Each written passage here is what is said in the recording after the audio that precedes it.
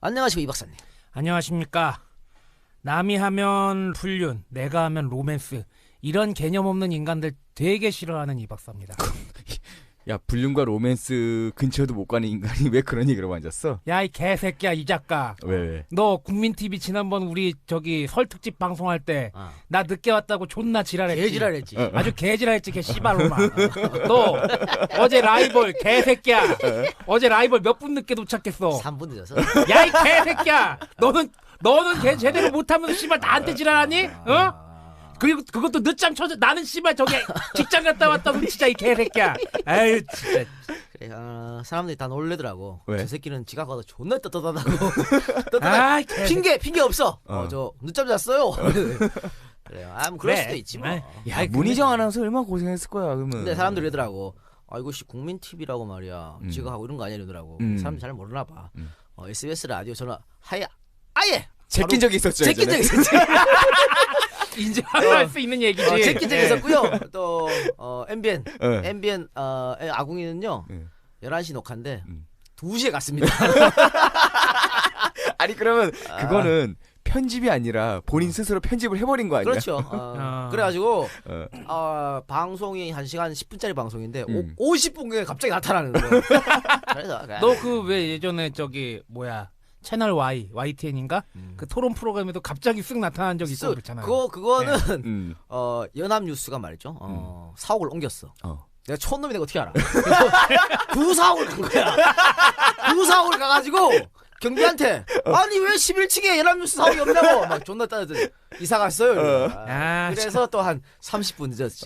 그때도 생방송에 30분 늦어가지고 우리 또 보수 패널들 나이 연세한 환갑 넘으신 보수 패널들 나를 마뜩차게 꼬라보더라고. 떳떳하게 촌놈이어서 늦었습니다. 늘 늦어요 제가. 그러니까 이 인간을 미워할 수가 없는 게요. 얘는 잘못했으면 나 이러이러해서 이렇게 했어요. 미안해요. 그리고 말어. 참 뒤끝 없는 놈이에요. 죄송합니다. 그러니까 어떻게 보면은 저기 우리 새누리당 우리 그쪽 까라라고 하는 이 사람들은 본인의 잘못을 갖다 인정을 안 하거든. 일단 핑계부터 되잖아. 그렇지. 잘못했다 하잖아. 늦잠 잤어. 미안해. 잘못했다 인정하잖아. 늦잠 잤다고. 그런 거지 뭐. 쿨한데. 그러면. 아니 근데 초반부터 생 광고가 나오네. 광고가 말이죠. 이런 광고를 할 줄이야. 내가 생각을 못했네요. 이게 민주노총 광고. 네. 민주노총 광고라기 이 광고라고 할 수는 없죠. 이거는 광고는 아니죠. 저 이제 민주노총 공지? 예, 민주노총에서 이번에 아마 대규모 집회를 열 예정이라고 하네요. 언제죠, 세작? 25일입니다. 네, 25일 4시부터 시청광장에서 국민 파업대회를 개최한다고 하는데 이거는 뭐 민주노총뿐만이 아니고요. 모든 단위들이 다 국민들 또 뭐 노점상 또 대학생들 또 시민단체 등 각계각층이 모여가지고 박근혜 정권 1년 과연 이게 제대로 돌아가냐 이걸 이제 토론하고 이야기하고 성토하는 그런 장을 마련해서 우리 국민의 여론이 이렇다 알려주는 시간을 갖는 참으로 기가 막힌 노릇입니다. 제가 예전에도 아마 우리 이 박사님 붙잡고 또 이 작가님 붙잡고 여러 번 얘기했지만은 어떤 집회나 어떤 모임 그다음에 이런 데모라고 일정 통칭을 합니다. 이런 것들이 1년 넘게 간 적이 없어요. 얼마나 깝깝하길래 세상에 1년을 이렇게 넘게 그 정권 1년을 갖다 인정을 안 하는 거예요 지금 국민들도. 지금 그런데 말이죠. 우리 저 안가심 녹음을 하고 있는데 한참 손님들이 들어오고 계신데 말이죠. 맨 앞자리에 지금 못 앉게 하고 있습니다. 왜냐하면은 밖에서 떠드는 소리가 우리 마이크를 통해서 지금 들을까봐. 그러니까 지금... 우리 저 음악 감독님이 말이죠. 생긴 거는 완전 어디 소독놈처럼 생겼는데. 굉장히 귀가 말이야. 굉장히 예민한 사람이야. 그래가지고 이거를 못 참아. 조금의 잡음만 들어와도 난리치는 사람이. 그래서 전부 다 지금 내보내라고 난리가 났어. 근데 술 마시면 어떻게 내보내? 그거 뭐 안 되고 그래서 이 앞에 오지 마시라고 지금 밖으로 지금 뒤쪽으로 물리고 있는 상황인데 녹음이 한참입니다만 술 먹는 분들이 전혀 우리는 신경 안 쓰고 자기들끼리 술 잘 먹고 있습니다. 만약에 이제 이게 밖에 소리가 나갔다면은. 아마 술 안 드시고 우리 방송에 집중하지 않으셨을까 그런 생각이 들긴 하는데 향후에는 그런 시스템도 좀 가능하지 않겠어요? 예. 조만간에 이제 3월부터 우리가 새 프로를 몇 개 런칭을 하는데요. 앞으로는 그런 식으로 방송을 여러분과 같이 호흡할 수 있는 방송을 할 거고요. 그러니까 미리 스케줄을 공지해 드리고 거기 오시면은 날짜 맞춰 오시면은 원하시는 패널과 원하시는 방송의 내용을 직접 공개 방송 형태로 볼 수가 그렇게 있겠죠. 하고 민주노총 얘기를 조금 더 하면요. 민주노총 그 내부 안에서도 아마 조금 뭐 경론이 있었던 것 같아요. EJ에 과연 광고를 해도 괜찮냐? 왜? EJ는 친노 방송이잖아. 친노 그래서 아니다. 우리는 친 노동자 방송이다. 이렇게 해서. 그렇게 해서 아니 저희가 우리 다 노동자를 부모님이로 둔 노동자들 출신이고 우리 그렇죠. 스스로 노동자 아닙니까? 다 그런데 뭐 당연히 요즘 민주노총에서 하신다 그러면 당연히 우리가 광고비를 할인해 드릴 수도 있어요. 아니 지금 저는 안가 요새 저희 장사도 잘 안 되고 그래가지고 네. 지금 봉급도 몇 달째 밀려 있어요. 봉급 체납자입니다. 이사장 말이 이사장이지. 지금 석 달째 봉급을 받지 못하는. 석 달이 뭐야? 지금 몇 달째야? 취임한 날부터 봉급 못 받고 있어. 하지만 그러면서 항상 웃으면서 서빙을 해야 되는. 그렇죠. 에이. 그런데 더 암울한 건요. 이 체납 월급이 언제 나올지 모른다는 겁니다. 아니 근데 왜 민주노총에서 우리한테 광고 주는 거 굉장히 좋은 일이죠. 그러면 예. 이것도 뭐 같이 이제 유인하는 전략으로 하면 되는 거고요. 그 이 박사님 저기 월급 예. 못 받는 거에서 마음이 상하시면요. 예. 노동부에 아니, 신고를 노동부에 하세요. 아니 노동부에 신고하면은 내가 지금 이사장이니까 수사 잡혀가. 내가 잡혀가는 에이씨 진짜. 어쩔 수 없지 뭐. 네. 당분간은 지금 뭐 가오픈 상태니까 가오픈 예. 상태에서도 많이 와주시면 예. 저희가 뭐 지금도 밖에 많은 분들이 그래요. 오셔가지고 모자란 저희한테 박수를 주고 계십니다. 그러니까 모자라지 우리가 많이 모자란데 예. 앞으로도 조금 이렇게 가오픈 기간 동안에 많이 와주셔야지 이런 거 보완했으면 좋겠습니다.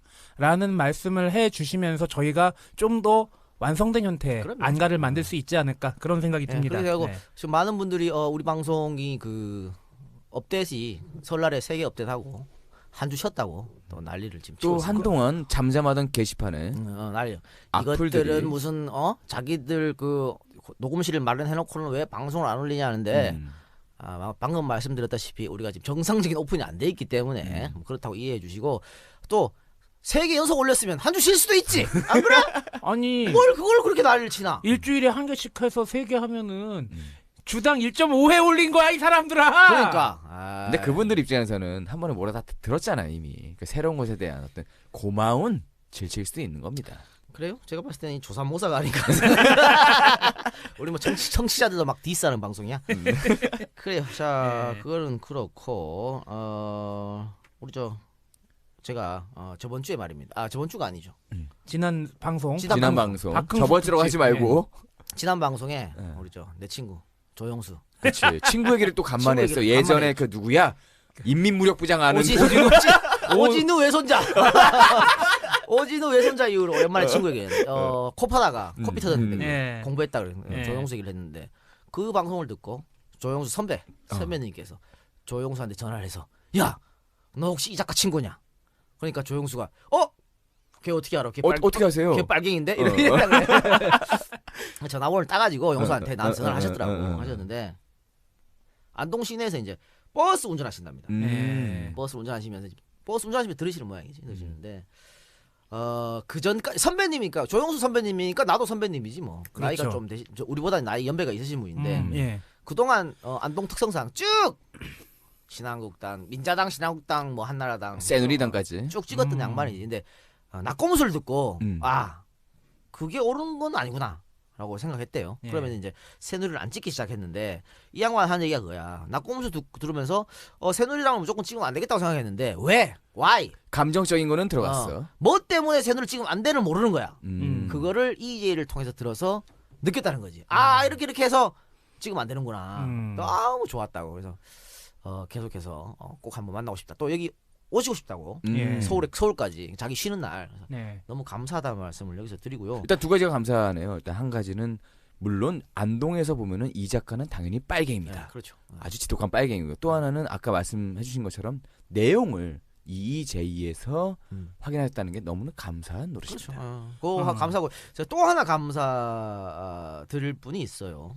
김연채 씨라고 33살 드신 남자분이신데요. 노총각이랍니다. 이름은 여자 같은데. 근데 김영채 씨. 근데 33살인데 뭘 노총각이야. 우리가 지금 그럼 씨발 우리는 뭐야? 우리는 미라야? 우리 뭐야 총각. 그럼? 총각 귀신. 이 양반이 김원봉 특집을 듣고 감동을 받아가지고요. 예. 조카가 6명이랍니다.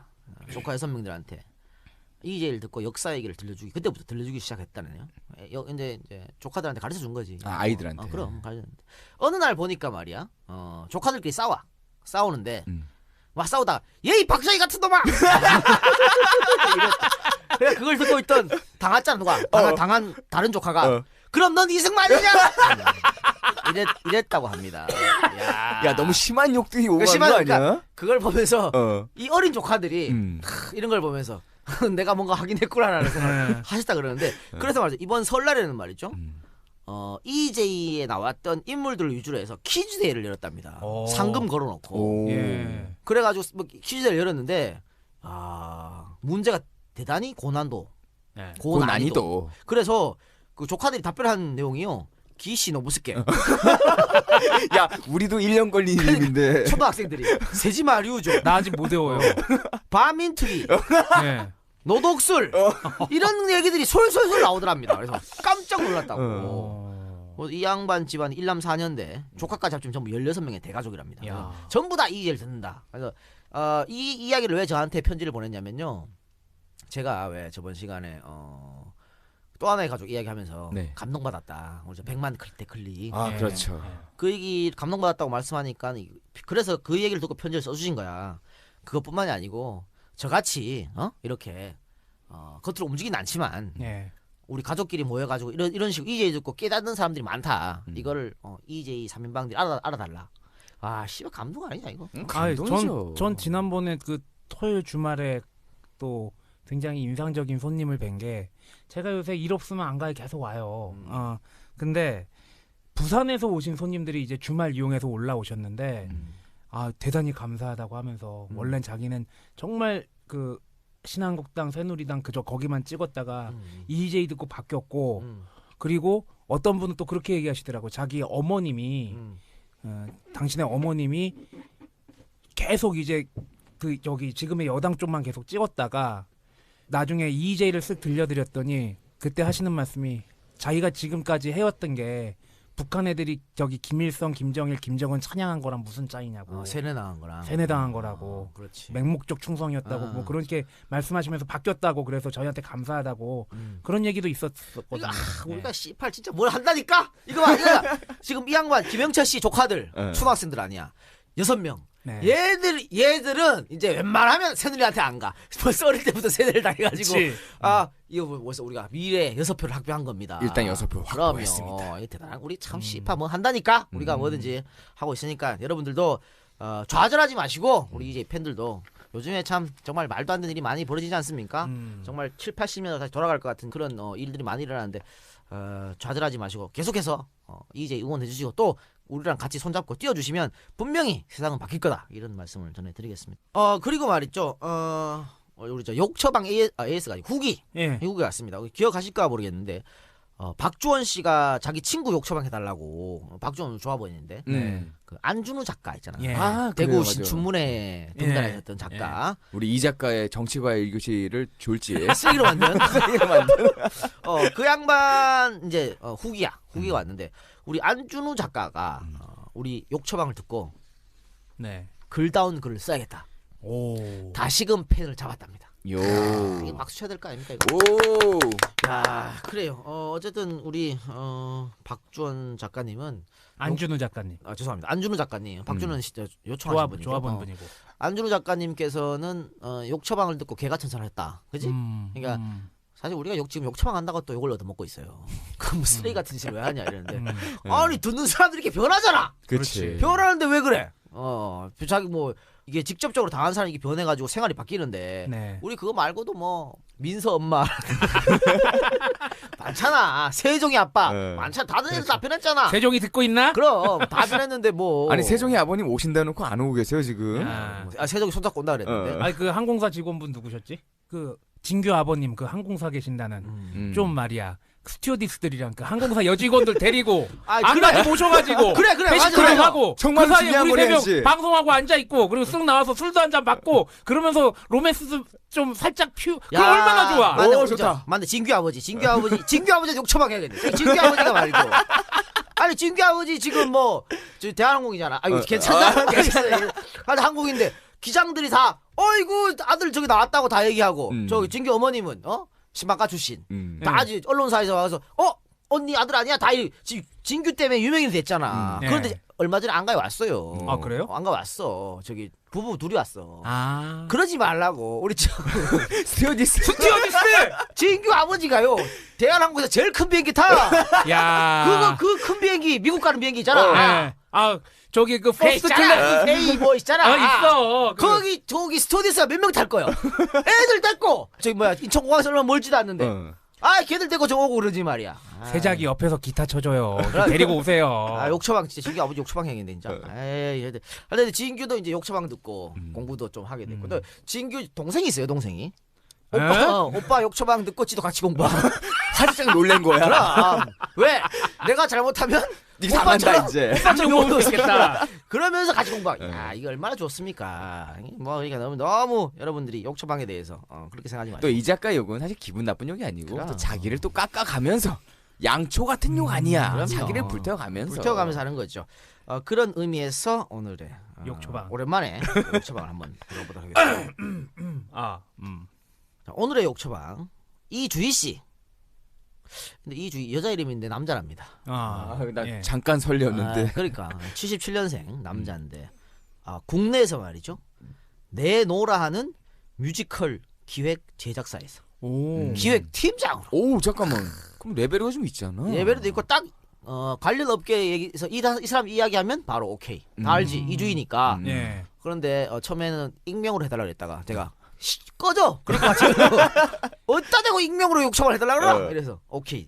이제 실명으로 욕처방합니다. 이주희 씨. 일단은 칭찬받을 일을 먼저 써주셨어요. 칭찬받을 일을 먼저 써줬는데 10년 동안 한 회사에 몸담고 있는 점. 근속연수 10년. 이게 딱 칭찬받을 거 하나랍니다. 나머지는 다 요거들 먹을 거고. 그럼 욕처방이 구체적으로 뭐냐. 왜 우리 공연 기획 업무라는 게 말이죠. 예를 들어 사람들 일단 많이 만나야 하는 직업 아닙니까? 그렇죠. 대인관계가 좋아야 되고. 그런데 이주희가 대인관계 거부증이 있대. 그래? 사람 만나는 것도 싫어하고 찾아가는 것도 싫어하고 사람이 자기를 찾아와도 싫어한대. 그러면 씨발 이거 공연 기획을 왜 하나? 아니 무슨 영업사원 저기 암자가지고 그러니까 하는 꼴이요. 방송이 처박혀서 그부터는 하지. 말도 안 돼.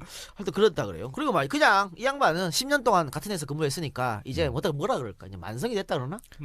매너리즘 같은 건가요? 그렇지. 그래서 그냥 아침에 눈 뜨면 출근하고 해치면 들어오고 배고프면 퇴근하고 뭐 그냥 그런 생활을 하는 거야. 아니 공연 기획이라는 거는 어떤 이게 새로운 것을 만들어내는 직종이잖아요. 근데 공무원 같은 생활을 그렇게 하고 있습니다. 공무원을 너무 폄하하는 건 아니지만 그러면서 이 양반은요 1일 1식 한답니다. 왜 오. 요즘 유행하는 거 있지 않습니까? 그 한시적 그래 일시적 다이어트인지 뭐 한시적 다이어트 그런 거 있어. 우리는 잘 모르지. 음식인지 뭐 그런 거. 이게 뭐라 그래? 그 간헐적 단식. 그렇죠. 간헐적 단식. 하루에 한 끼만 먹는 거 있잖아. 저녁만 먹고 아침 저녁 굶고 그런 걸 한다. 그러면 뭐야? 하루에 한 끼 먹는데 이걸 집에서 와서 먹는 거야. 그러면 아침 집에 나갈 때 안 먹어. 점심 굶어. 저녁 집에 와서 먹어. 이 공연 기획하는 사람이 사람을 안 만나는 자체가 안 만나는 거야. 이러면서 뭔 공연 기획을 하냐 이거야. 그래서 물론 저녁 때마다 접대를 해야 되는 좀 어려움은 있겠지만 접대나 이렇게 만나는 거 그걸 안 하고 있다는 얘기야. 사람들끼리 이렇게 뒤엉켜서 사는 걸 전혀 안 하고 있다. 그래서 이거를 신청하신 분이 이주희의 친구입니다. 이주희의 친구인데 하여튼 모 회사에 다니시는 분인데 어디 회사인지 말씀 안 드리겠습니다만은 하여튼 친구가 너무 답답해가지고 이거를 욕처방을 했습니다. 욕처방을 했는데 이제 이분이 욕처방을 신청하면서 이랬지. 내가 야 주희야, 내가 너 이제 욕처방 하겠다 이러니까 이주희가 고민하면서 욕처방 제대로 못하면 찾아가겠다. 제대로 하지 말아야겠다. 저기 그 뮤지컬 배우 몇 분 저 바다 좋아합니다. 데리고 오세요. 이 박사 오늘 집중하는데 저쪽으로? 그렇죠. 어쨌든 간에 그럼 일단 제대로 된 욕처방을 한번 일단 해보시기 바랍니다. 마음껏 이 박사님 해보시기 바랍니다. 일단 이주희 씨 친구분이 이분 저기 이주희 씨가 근속연수가 10년 됐다는 게 칭찬받을 일이라고 쓰시는 거예요. 네네네네. 이주희 씨 친구분 생각 바꾸세요. 근속연수 10년 칭찬할 건 회사밖에 없습니다. 당신이 뭔데 친구가 10년 회사 다닌 걸 칭찬하나? 회사가 칭찬해야지. 그리고 이주희 씨 뭐 씨발 공연기획사 사장이라도 하실 건가? 응? 왜 거기에서 그렇게 매너리즘에 빠져가지고 가만히 이제 껌벅껌벅하고 있나? 어? 나중에 그만두면은 거기서 계속해서 당신 써먹을 것 같아? 거기 다 훨씬 초롱초롱한 아이디어 잔뜩 가지고 온 사람들이 새롭게 치고 올라왔을 때 당신이 위트위트할 때 회사가 어이구 근속연수 10년 채웠네 어이 수고했어 나가 그러겠지. 근데 당신 뭐 그렇게 이뻐해 줄 것 같아? 뭔 개소리라고 앉아있어. 그리고 대인기피증? 아유 놀고 있네 씨발 나 나 말이야. 나 씨 연구실에서 맨날 졸라게 열심히 노트북 끼고 컴퓨터하고 그러다가 옛날 책들 그 곰팡내 나는 책 냄새 나는 그것들 뒤지다가 사람 그리워서 밖에 술 마셔요. 그게 뭐 하는 건가? 나 고문서들에 먼지 쌓인 거 그거 털어내느라고 삼겹살 먹고 그러면서 사람이 스트레스 푸는 거지. 아니면 차라리 결혼 못하는 남자 일본 드라마처럼 좀 초신남처럼 멋지게 살든가. 이것도 아니고 뭐 밥을 뭐 간헐적 단식을 일부러 하는 건지 아니면 뭐 몸 관리하려고 하는 건지 아니면 아니고 그냥 어떻게 하다 못 먹는 건지 모르겠지만 그게 뭐 하는 거요? 아이 참 씨발. 간만입니다. 간만입니다. 우리 이 박사님이 간만에 에미넴으로 빙의를 그래요. 하셨습니다. 비정규직 외로움의 그래 아이콘. 씨발 지금 그래 우리 이 박사 우리 다 비정규직인데 걔 누구야? 저 뭐 이름 뭐야 이거 이 새끼 이거 이주희 씨. 이주희 개새끼 지는 씨발 정규직이면서 이 개새끼도 이거 정규직이면서 이렇게 지금 히키코모리처럼 방에 처박혀가지고 지금 말이야 놀리나 지금 사람을 이 박사 말대로 77년생이면요 다 됐어 이제 그치 우리보다 얼마 안 한참 남았어. 그래 차이. 한 6년? 그럼. 1년 6년? 8287 애들 지금 기땡 새파라고 머리 팍팍 돌아가는데 널렸는데 네가 사장이면 씨발 77년생 쓰겠니? 제가 볼 정신 때 차려 이 개새끼야. 이주희 씨 이건 진짜 진심인데 제가 볼 때는요. 그 공연기획사가 어떻게 돌아가는지 모르겠지만 그 공연기획사 사장의 아들이 그 회사의 사장으로 앉을 확률이 매우 높습니다. 당신은 과연 갈 곳이 어딜까요? 예. 너 40도 안 돼서 잘릴 수가 있어. 지금부터 정신 안 차리면 무슨 요즘에 그 뭐야 평생 직장이 어디 있어 이 새끼야. 또라이 새끼 미쳐가지고 배가 쳐불러서 이지랄 쫄쫄 그만 와야 정신 차리는 거지. 그러니까 아까 세작이 잘 얘기했는데 매너리즘에 빠졌다는 게 그냥 거기에서 그냥 좀비처럼 움직이는 거예요. 왔다 갔다 아침에 일어나서 회사 갔다가 스스로 부속화되는 네. 거죠. 본인의 가지고 있었던 그 열정과 꿈 같은 게 어디로 사라졌는지. 돈 많이 벌어놓으셨을 거 아닙니까? 10년 동안 일하셨으면 그 돈 툭툭 털어가지고 어디 새로운 일에 도전하시는 것도 참 하나의 방법이라고 생각이 듭니다. 이런 새끼들은 도전도 못해. 그냥 그렇게 사는겨. 너 제대로 욕조박이다. 아, 그럼 도전도 못하네. 겁이 나서 씨발 도전도 못해 어디서. 그리고 오늘따라 우리 비만인 대표 우리 이 박사님께서 간헐적 단식이란 말에 갑자기 흥분을 하셨습니다. 아니 왜냐하면은 오늘 오랜만 내가 일자리 저기 10단위가 바뀌기 시작했어요. 왔다 갔다 해. 10단위가 왔다 갔다 하는데 이 세 자리 아니 두 자리예요? 두 자리 왔다 갔다 해. 두 자리 박수인데. 내가 참고 참았던 피자를 오늘 먹었거든요. 정말 피자 먹고 싶어서 우거우거 막 먹고 왔어. 간헐적 단식은 개뿔. 에휴. 알겠습니다. 욕심한 거기까지 하고요. 네. 자, 시사 문제 한번 가보도록 합시다. 예. 아까 이 작가님이 잠깐 얘기하셨죠. 네. 정말로 상식 이하의 비상식적인 일들이 벌어지고 있다고 하는데 네. 그런 일들이 또 하나가 터졌습니다. 네, 뭡니까? 김용판이 무죄를 일단은 선고를 받았습니다. 김용판 무죄는 말이죠. 저는 그래도 검찰보단 사법부를 믿는 사람인데 사법부의 이 판단을 이해는 해. 상황상 왜 검찰이 말이죠. 제대로 수사를 안 했으니까. 그러니까 찍어내기 위해서 윤석열이나 다 물러났지 않습니까? 다 물러나고 검찰이 제대로 수사를 하면 나도 언젠간 찍힐지 모르겠다는 두려움이 있으니까 제대로 수사를 하겠겠어. 그래서 김용판이랑 저 새누리당 고위 당직자랑 실세랑 통화한 내용 안 올린 거 아니야. 그렇죠. 그거를 그 통화 내용을 증거로 올렸으면 그죠? 네. 아니 판사가 보고 이거 씨발 뭔가 있다. 안 그래? 그렇지. 그것도 이 발표 허위 발표 아니야. 누가 봐도 허위 발표잖아. 그거는 허위 발표를 저 둘이서 문재인 박근혜 후보 양자 토론 마지막 있고 나서 바로 경찰이 허위 발표했죠. 하필 그 타이밍에. 그러니까 그거를 근데 그 전에 김용판이가 새누리당 고위 당직자와 통화를 했으면 그럼 문제가 있는 거지. 근데 이 정말 중차대한 증거를 제출도 안 하고 또 하나 또 권은희를 제외한 나머지 정말 이런 어떻게 보면 친일파 같은 그지?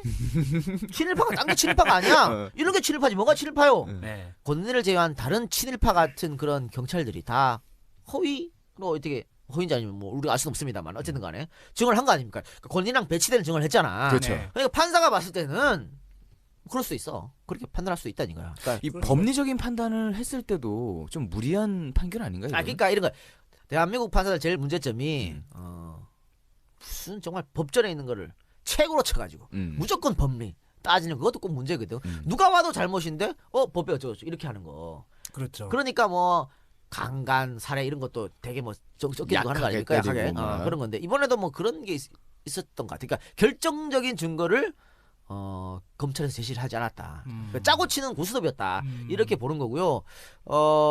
그러나 아쉬운 점은 이게 권은희 수사과장 같은 경우에는 내부 고발자랑 마찬가지죠. 그렇죠. 자기한테 올 온갖 뭐라 그럴까 돌아올 그런 나쁜 점들, 그렇죠. 부당한 어떤 불합리한 점, 부당한 거에서, 것들 네. 다 그걸 무릅쓰고 용기 내서 증언을 한 거거든요. 공적 이익을 위해서. 그런데 그것을 무시했다는 얘기지. 그거를 똑같이, 그러니까 다른 경찰들이 진술한 거랑 똑같이 판단하니까 증거가 없다 이런 식으로 무죄를 때린 거라고. 뭐 이런 것들은 앞으로 어떤 공적인 그 내부 고발들이 있어야지 그 사회가 건강해지는 누가 건데. 그럼 내부 고발을 하냐고 이러면. 못하지 이제는. 그렇죠. 이런 식으로의 판단을 하면요 원세훈도 무죄야. 왜? 엇갈리잖아 증언이, 그지? 그럼 원세훈도 무죄고 이명박도 무죄고 다 무죄지. 씨발. 근데 더 웃긴 거는 뭐야? 내가 이번에 김용판 무죄 판결 나고 검찰이 제대로 증거를 제시 안 하고 이걸 보면서 느꼈던 거는 진짜 박근혜랑 MB랑 야로가 있었다. 야로가 있었다. 뒷구멍에 야로가 있었다. 정말 이건 확실하게 느꼈습니다. 안 그러면 박근혜가 털고 왔어야지. 그럼 박근혜가 자기한테 부담이 되는 이 사건을 끝까지 안고 갈 이유가 없어. 그치. 뭔가 있어. 아. 뭔가 어디 사이에 물랑이를 한다. 뭐 있게? 야, 이 새끼야! 뭔가 있어. 표현을 했더니. 근데 김무성 씨가 네. 친이었나 친박이었나? 김무성은 친박이지. 예. 내부 논란이니까 뭐 상관은 없는데 김무성 씨가 뭐 오늘인가 얘기했잖아. 그 자식 한 명 난 사람들은 다 죄인들이라고. 자식 많이 낳았어야 된다고. 뭐 김연아, 이상화 같은 딸이 나와야 된다고. 아니 당신이 상전으로 모시는 대통령 결혼을 안 했어 이 사람아. 그럼 그거는 이 세상을 모르는 거야. 씨발 누구를 왜 안 낳고 싶나? 다 낳고 싶어. 족 같은 거. 우리는 결혼 안 하고 싶어지 말하지 않아? 결혼하면 당장 굶어 손가락 빨. 아니 우리한테 올 사람도 없어. 여자들 그러니까. 우리가 뭘 씨발 전셋집이라 월세 25만 원짜리 사는데 누가 우리한테 와? 밖에 저렇게 여자 손님들이 많으면 뭐해? 와 미쳤네. 설사 여자 손님들이 우리 좋아가지고 우리 팬들 좋아가지고 우리한테 결혼한다 그래. 저쪽 집 부모가 난리야. 그렇지. 예. 이 새끼들 뭐하니? 아니 이런 결혼을 쓰레기 논팽이들. 결혼을 못하는 사회로 만들어놓고 그리고 결혼을 해도 아이를 못 낳는 사회를 만들어놓고 지금 와서 지들이 말이야 어따 대고 애를 안 낳는다 이따구 소리를 타고 잡아졌나? 아니, 도라이 새끼지. 엉뚱한 데서는 그러니까 뭐 김용판 씨 무죄 만드는 거 손발 잘 맞추는데 왜 엉뚱한 데서 손발을 안 맞춰가지고. 맞춰. 아이, 참. 답답한 놈 진짜. 아무튼 뭐 김용판의 무죄는 실수를 자아내거나 그다음에 한숨을 나오게 하는 그런 판결이었던 것 같습니다. 박근혜의 패착 중에 이런 패착이 없지. 하여튼 뭐 여러가 있다. 박근혜와 이명박은 그런 게 아니었으면요. 박근혜가 이럴 필요가 없는 거지. 그래서 그렇죠. 뭔가 예. 야라고 있다는 거를 거의 확인해주는 그런 사상입니다. 그러니까 이런 거죠. 사실은 말입니다. MB의 BBK 이 BBK를 제일 많이 알고 있는 게 누구 같아요? 친박이지. 친박이요. 정봉주? 아니야. 처음에 이 얘기를 한 게 누구야? 박근혜가 얘기를 친박. 했거든. 이혜훈 같은 이혜훈 같은 사람 있죠? 이번에 서울시장 나온다 깝치고. 그래요? 이혜훈이 서울에 미국에 가서 김경준이를 단독으로 만난 사람이 이혜훈이야. 그렇죠. 예. 그 당시에 그 이명박하고 저 박근혜가 저 대선 후보 나올 때 네. BBK의 진실은 친박이 알고 있습니다. 음. 그러면 그거를 이명박이 당연히 알았겠지. 그치. 내 목줄을 친박이 쥐고 있구나. 그치. 그러면 이명박이 대통령 하고 있을 때 당연히 박근혜 목줄을 쥐고 있어야겠지. 그래야 딜이 되잖아. 그렇지. 그래서 자기가 대통령 하면서 뭔가 수집을 한 거야. 이 그게 박근혜의 아킬레스. 임기 막판일 가능성이 있다. 임기 막판 대선 때. 그래서 너 정권 바뀌고 나한테 까불면 이거 터뜨린다. 자 이런 거야. 이런 딜이 싸워라. 싸워라. 아니, 그 딜이 너무 크기 때문에 지금 박근혜가 이명박을 보호해주고 있는 겁니다. 네. 원래 안 그러면요 전 정권 무조건 깨게 돼 있어. 노태우도 전두환을 깼잖아. 근데 그치. 지금 안 깬 거는 이명박이 박근혜에 뭔가 되게 큰 걸 잡고 있다. 아니, 그게 그러면- 그게 최태민일 수도 있고. 거기에 지금 정신 집중해서 김무성 씨는 엄한 소리 했구만. 그러니까 뭔지 모르겠지만 아니 저희가 사실 선거 결과 빼고 우리가 다 맞췄지 않습니까? 그렇죠. 조경태 개삽질, 조경태의 미래라든가 이번에 또 우리가 저 북풍 분다 그런 그렇지. 거 되지 않습니까? 또 하나 제가 예언드립니다만 바로 요거 박근혜와 따끈따끈한 거. 이명박 요거 뭔가 있다 이런 말씀을 전해드립니다. 그러니까 마치 이런 거죠. 우리 이 작가가 우리 이 박사님을 챙기는 건 말이야. 내가 잘 모르겠지만 어쩌면 이 박사가 이 작가의 뭔가 뒤에 풍기는 내용들을 알고 있지 않을까. 아킬레스를 잡고 그럴 수도 있겠죠. 충분히 그럴 수도 있습니다. 가능성이 있는 얘기입니다. 왜냐면 말이죠. 다른 방송에서 언급했지만 이 박사 얼마 전에 쿠데타를 시도했지 않습니까? 그렇죠. 제가 바로 진압을 했습니다. 이 쿠데타를 시도한 것도 뭔가 약점을 잡고 있으니까 할 수 있는 거야. 아니면 씨발 지가 가면 어떻게 쿠데타 시도하라. 그리고 쿠데타를 시도했어도 불구하고 바로 다음 새로운 방송 편성에 대한 이런 딜을 좀 해주고 있잖아. 그렇지. 그치? 그거는 뭔가 잡고 있다. 그럴 수도 있다. 그렇게 보면은 박근혜와 이명박 간에 뭔가 딜이 분명히 있다. 아니 쿠데타가 끝났다고 생각하나 봐. 쿠데타는요 둘 중에 하나 모가지가 날아가지 않는 이상 끝나는 게 아니에요. 알겠습니다. 자, 하여튼 그렇고 또 하나 뭐 혹시 있습니까? 야, 또 다른 얘기는 물론 이거 지금 사실 좀 약발이 떨어졌고 이미 정리가 된 내용이긴 하지만 우리 참으로 우리 스마일 우먼 우리 해수부 장관 윤진숙 전 장관에 대한 얘기를 잠깐 이야기라고 하는 게 필요하지 않을까 생각이 들었습니다. 윤진숙 장관이 말입니다. 그분이 박사 출신이야. 알아요. 아니 내가 우리가 맨날 욕하는 박사 기하는 있잖아. 아니 우리가 옛날에 되게 뭐 다 알면 박사로 했잖아. 나도 사실 내 별명 이 박사였어. 학교 다닐 때. 다 안다 그래. 안다고 해서. 그러니까 이 박사 했는데. 근데 윤희숙 장관이 박사인데 씨발 아는 게 하나도 없어요. 아니 그 청문회 때 당했잖아요. 그렇지 당했지. 무식하다고 당했잖아. 당했는데 그래서 국정감사 때 굉장히 준비를 많이 했대. 이번엔 내가 똑똑하게.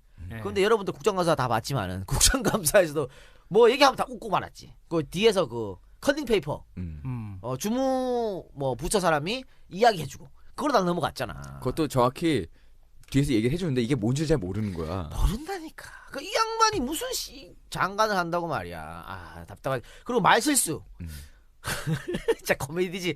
그거 지금 어민들이 고통받는 현장에 가서 냄새 난다고 코 막고 뭐 첫 번째 희생자가 무슨 LG라 그러고 이런 바보 같은 장관이 어디 있어요. 아주 황당하겠네. 이런 장관을 근데 이런 장관을 박근혜가 끝까지 고집했다는 얘기야. 자기의 카드였잖아. 그러니까 이게 우리 청와대의 인사 시스템이 과연 돌아가고 있느냐 제대로 이거를 지적하지 않을 수가 없습니다. 윤창중 사건 때도 그랬지만은 제대로 안 돌아가니까 자꾸 이런 인사들이 발탁되는 거 아니겠습니까? 근데 좋아. 어쨌든 박근혜가 윤진숙을 능력을 인정해서 뽑았다.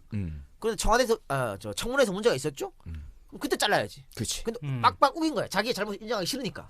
그래서 지금 사건이 터진 거 아닙니까? 이 정부의 특징인 것 같아. 일단 문제가 생겨도 끝까지가 다시는 그 양반이 제기를 못할 정도로. 지금 저 청와대 대변인 이번에 또 KBS 앵커 출신 뽑았잖아. 그치. 아니 그럼 이거 뭐야? 이걸 자임하는 겁니다. KBS는 청와대가 마음대로 움직이는 집단이라는 걸 자임하는 거야. 정확한 국정방송이 돼버렸네요. 그렇지. 그러니까 갖다 쑥쑥 빼가 쓰는 거 아니야 지금. 장관 치는 거 뭐야? 그 양반 신분이 그기 때문에 오전에는 KBS 소속, 오후에는 청와대. 말이 됩니까? 그러니까 지금 현직 대변인도 문제가 있고 전직 대변인, 그러니까 김행이나 윤창중이 물러나서 이러면 된 거 아니야? 근데 김행하고 윤창중 두 사람 다 문제가 있었거든요. 여러분, 김행은 말이죠. 남자 윤창중이라고 생각하시면 됩니다. 어머 이 양반아 그 얘기를 하려고? 아니 뭐 내가 주어는 없어요. 아니 뭐 그래요. 그렇기 때문에 문제가 많은 그 자리에 또 문제를 집어넣었다는 거죠. 답답함. 이러면서 무슨 씨발 제대로 된 사람이 그렇게 없나 주변에? 그러니까. 근데 뭐 사람 잘못 뽑는 거는 뭐 안철수 씨도 마찬가지가 이번에 뭐 아니 오늘 안철수 얘기 안 하기로 했잖아. 왜 이래? 박주선 의원도 박주선 의원은 거기 간다고. 그러니까 참. 네.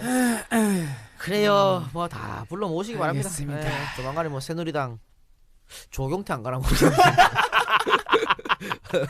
조경태가 이번 거 있죠 김용판 사건 재판부의 어떤 판단을 존중해야 된다고. 존중한데? 가라 좀 제발. 새누리당 가든가 안철수한테 가든가 좀 제발 환장해야 돼 진짜. 왜 그러나 그 양반 왜 그러나 몰라. 왜 안 가고 버티는 거야? 코미디 심어놓은 거 아니야 일부러? 가지 말라고. 근데 이제는 우리 욕한 사람 없겠지. 처음에 우리가 조경태 욕하니까 난리 났었거든. 그치. EJ 저것들이 조경태 욕한다고. 이제는 그런 사람이 없겠지. 근데 앞으로도 저도 그럴 거라고 봅니다. 앞으로 우리 방송에 이제 안철수 욕한다고 우리한테 뭐라 그러는 사람이 조만간은 사라지지 않을까 이렇게 생각합니다. 자, 그래. 자 그러면 여기까지 하고요. 시사 문제는. 네. 그럼 본격적인 방송 들어가 보도록 하겠습니다. 오늘 방송 뭡니까? 참으로 따끈따끈하면서 우리 이 작가님의 어떻게 보면 양날의 검인데 이걸 하기로 했네요. 그렇습니다. 저희는 이 주제를 받고 나서 좀 당황을 했습니다. 그래서 이 방송 나가고 EJ 애청자들이 한 30% 떨어져 나갈지도 모릅니다. 야 이게 차라리 저희 조용기 특집보다 더 독한 거 아니야? 독합니다. 더독해요. 더독한데 뭐 우리가 언제 그런 거 눈치 보겠나? 그렇죠. 그렇지 않습니까? 우리가 이 방송에서 우리 애들 실망해서 안 들을 거면 어쩔 수 없지 뭐. 그건 뭐 어쩔 수 없다 생각하고 어쨌든 이번 방송 민비 특집 본격적으로 들어가 보도록 하겠습니다. 본격적인 방송 들어가 보도록 하겠습니다. 이 박사님 민비 하면 생각나는 게 뭡니까? 너. 제가 왜요? 논란의 중심에 있잖아 당신. 어? 저는 그런 생각 들었어요. 그러니까 이 작가님이 아마 이런 팟캐스트 진영에서 방송을 하면서 이 건만큼 욕을 많이 먹은 적이 없더라. 그러니까 내가 민비를 욕했다고 국민 TV에 전화해서 빼라 이 작가. 진지하게 욕을 했다고 그런 그러더라고요. 얘기를 적극적인 했다는데. 활동. 왜 악플이라는 게 종류가 두 가지예요. 하나는 그냥 습관적인 기계적인 악플이 있고요. 하나는 적극적인 형태의 디스와 악플이 있습니다. 근데 이 건에 있어서는 우리 이 작가님이 그동안 없었던 새로운 형태의 공격을 좀 받았던 것 같아요. 그러니까 우리가 사실은 옛날에 기억나실지도 모르겠습니다만 쌍년 특집이라고 아주 오래전에 아주 오래전에 방송이 있었죠. 거기서 민비를 쌍년으로 얘기했어요. 근데 했죠. 그때는 우리가 영향력이 미미했다 그러나? 인지도가 그렇죠. 없었죠. 그냥 넘어갔어. 네, 근데 그리고 내가 좀 지나가듯이 얘기도 했고. 어느 정도 이제 인기를 끌고 나서 국민 TV 가서 민비를 갖다 쌍년이라 그러니까 난리가 난 거야. 그러니까 지난번에 그 김구 관련된 거 얘기한 거에 대한 디펜스, 그리고 우리 오카모토 미노루에 대한 디펜스가 방송 내부의 일부로 코너 속의 코너로 있었다면 이젠 이만큼 다룰 만한 사람이기도 하고, 그렇죠. 그리고 아예 전면적으로 이 작가의 이제 반론으로 이제 방송 아니 반론이 아니고요. 저는 일단은 그렇게 민비를 옹호하시는 분들은 전부 다 90년대 이후 90년대 이후 국가가 주도한 민비 띄우기 작업 여기에 물들어서 드라마와 뮤지컬과 영화에 나타난 어떤 허상의 민비 여기에 빠져있는 잘못된 사람을 갖고 온 사람들하고 100% 자신합니다. 오늘 방송 들으면 알 거야. 민비가 어떤 여자인지 어떻게 나라를 팔아쳐먹었는지 아시게 될 것이다고. 일단 먼저 강력한 경고를 드리면서 워링 방송을 시작하도록 하겠습니다. 자, 명성 태양우죠. 민씨 네. 민씨인데 1851년 음력 9월 25일생입니다. 양력으로는 11월 17일생이고요. 여흥민 씨고 이제 명성 태양우가 시호죠. 시호는 죽은 뒤에 붙는 건데 살아있을 때는 왕비였지 않습니까? 네, 그러니까 그렇죠. 명성 황후라고도 하고 그냥 민비라고도 합니다. 왜? 민비의 비자가 뭔 비자 이 박사? 왕비할 때 빗자지. 그 왕비 비자잖아. 그러니까 그냥 민비라고 불러도 돼요. 안 될 이유가 없어요. 그러니까 왕비 부르는 거 아니야? 왕비야 왕비. 뭐 대한제국이 선포된 게 민비가 죽은 이후에 선포됐거든요. 그러니까 살아있을 때 그냥 민비라 해도 된다니까. 혹은 종전 민씨 전혀 상관이 없다 불러도 상관이 없다는 걸 일단은 말씀드리고요. 그런데 문제는 뭐냐, 민비라고 부르는 것이 일제가 우리를 깎아내리려고 우리의 문화를 깎아내리려고 썼다는 주장 때문에 민비라 부르면 안 된다고 이야기가 나오면서부터 민비라고 부르면 안 된다. 이 얘기를 사람들이 가장 많이 하죠. 명성황후라 그래야 된다. 민비라고 부르는 애들은 뉴라이트다. 음. 이렇게 주장하는 거야. 그래서 제가 일단 여러분한테 말씀드리겠습니다. 그렇게 주장하시는 분들, 일본이 일부러 민비라고 부르게 시켰다. 그러한 문헌이 있습니까? 역사적 사료가 있습니까? 고증된 어떤 뭐가 있습니까? 하나도 없어요. 근데 갑자기 왜 이런 게 왜 그러니까 나온 거예요? 하나도 없다니. 찾아보시라니까 없어요. 뭐 누가 뭐 대학 논문에도 안 나와. 그런 게 이유가 없다니까? 있을 거 아니에요. 이유가. 예, 어떻게 갑자기 이 얘기가 나왔나? 이거는요. 정말 90년대 들어 갑자기 이 사회에서 그런 주장이 당연하다는 듯이 통용됩니다. 이게 1990년대 문민 정부가 들어서면서부터거든요. YS 정부가 1992년에 이제 YS가 대통령 당선됐으니까. 네. 그러니까 그때부터 소위 말하는 진보적 사상을 가지고 있는 쪽에서 이런 말들이 나오기 시작했는데, 방금 제가 말씀드리지만 그에 대한 객관적 자료는 전혀 없다, 이런 말씀드립니다. 또 요거는요, 뮤지컬 명성황후 프로젝트가 문민정부의 세계화 이거와 맥을 같이 해서 시작했다고 하는 데서 알 수 있겠죠. 우리 제가 국민 TV에서 민비를 쌍년이라 그러니까 막 욕했잖아.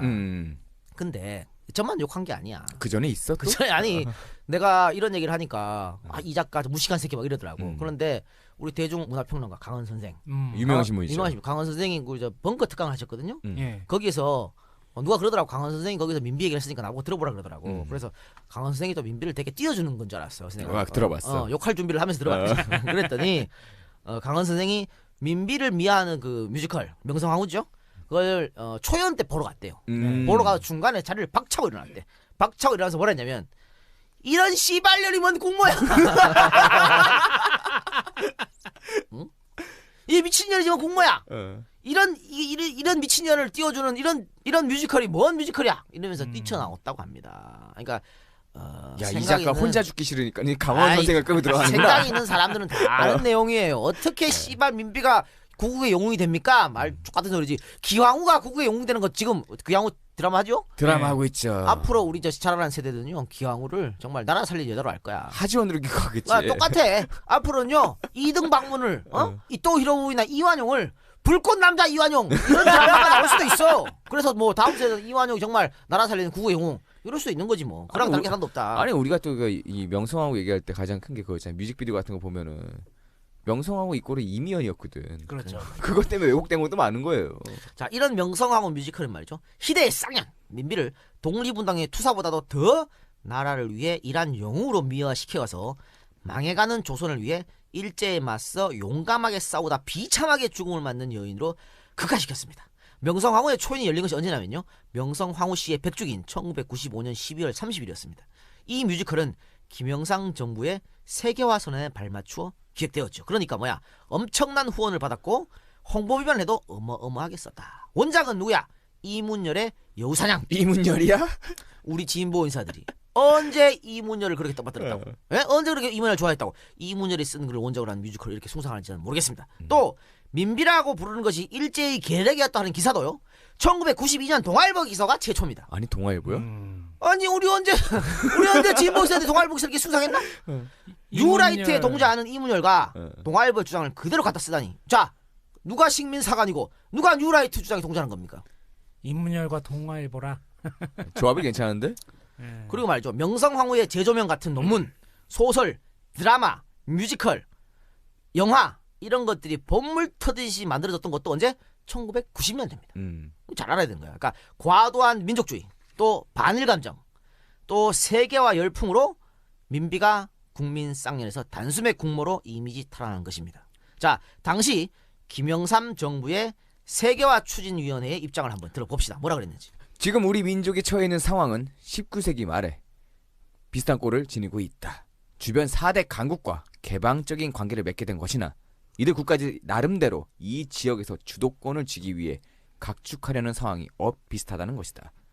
그때에도 동아시아에 몰려든 근대화라는 세계적 변화의 물결을 제대로 알고 그것을 잘 이용했다면 20세기 우리 민족의 역사는 완전히 새로운 모습으로 그려졌을 것이다.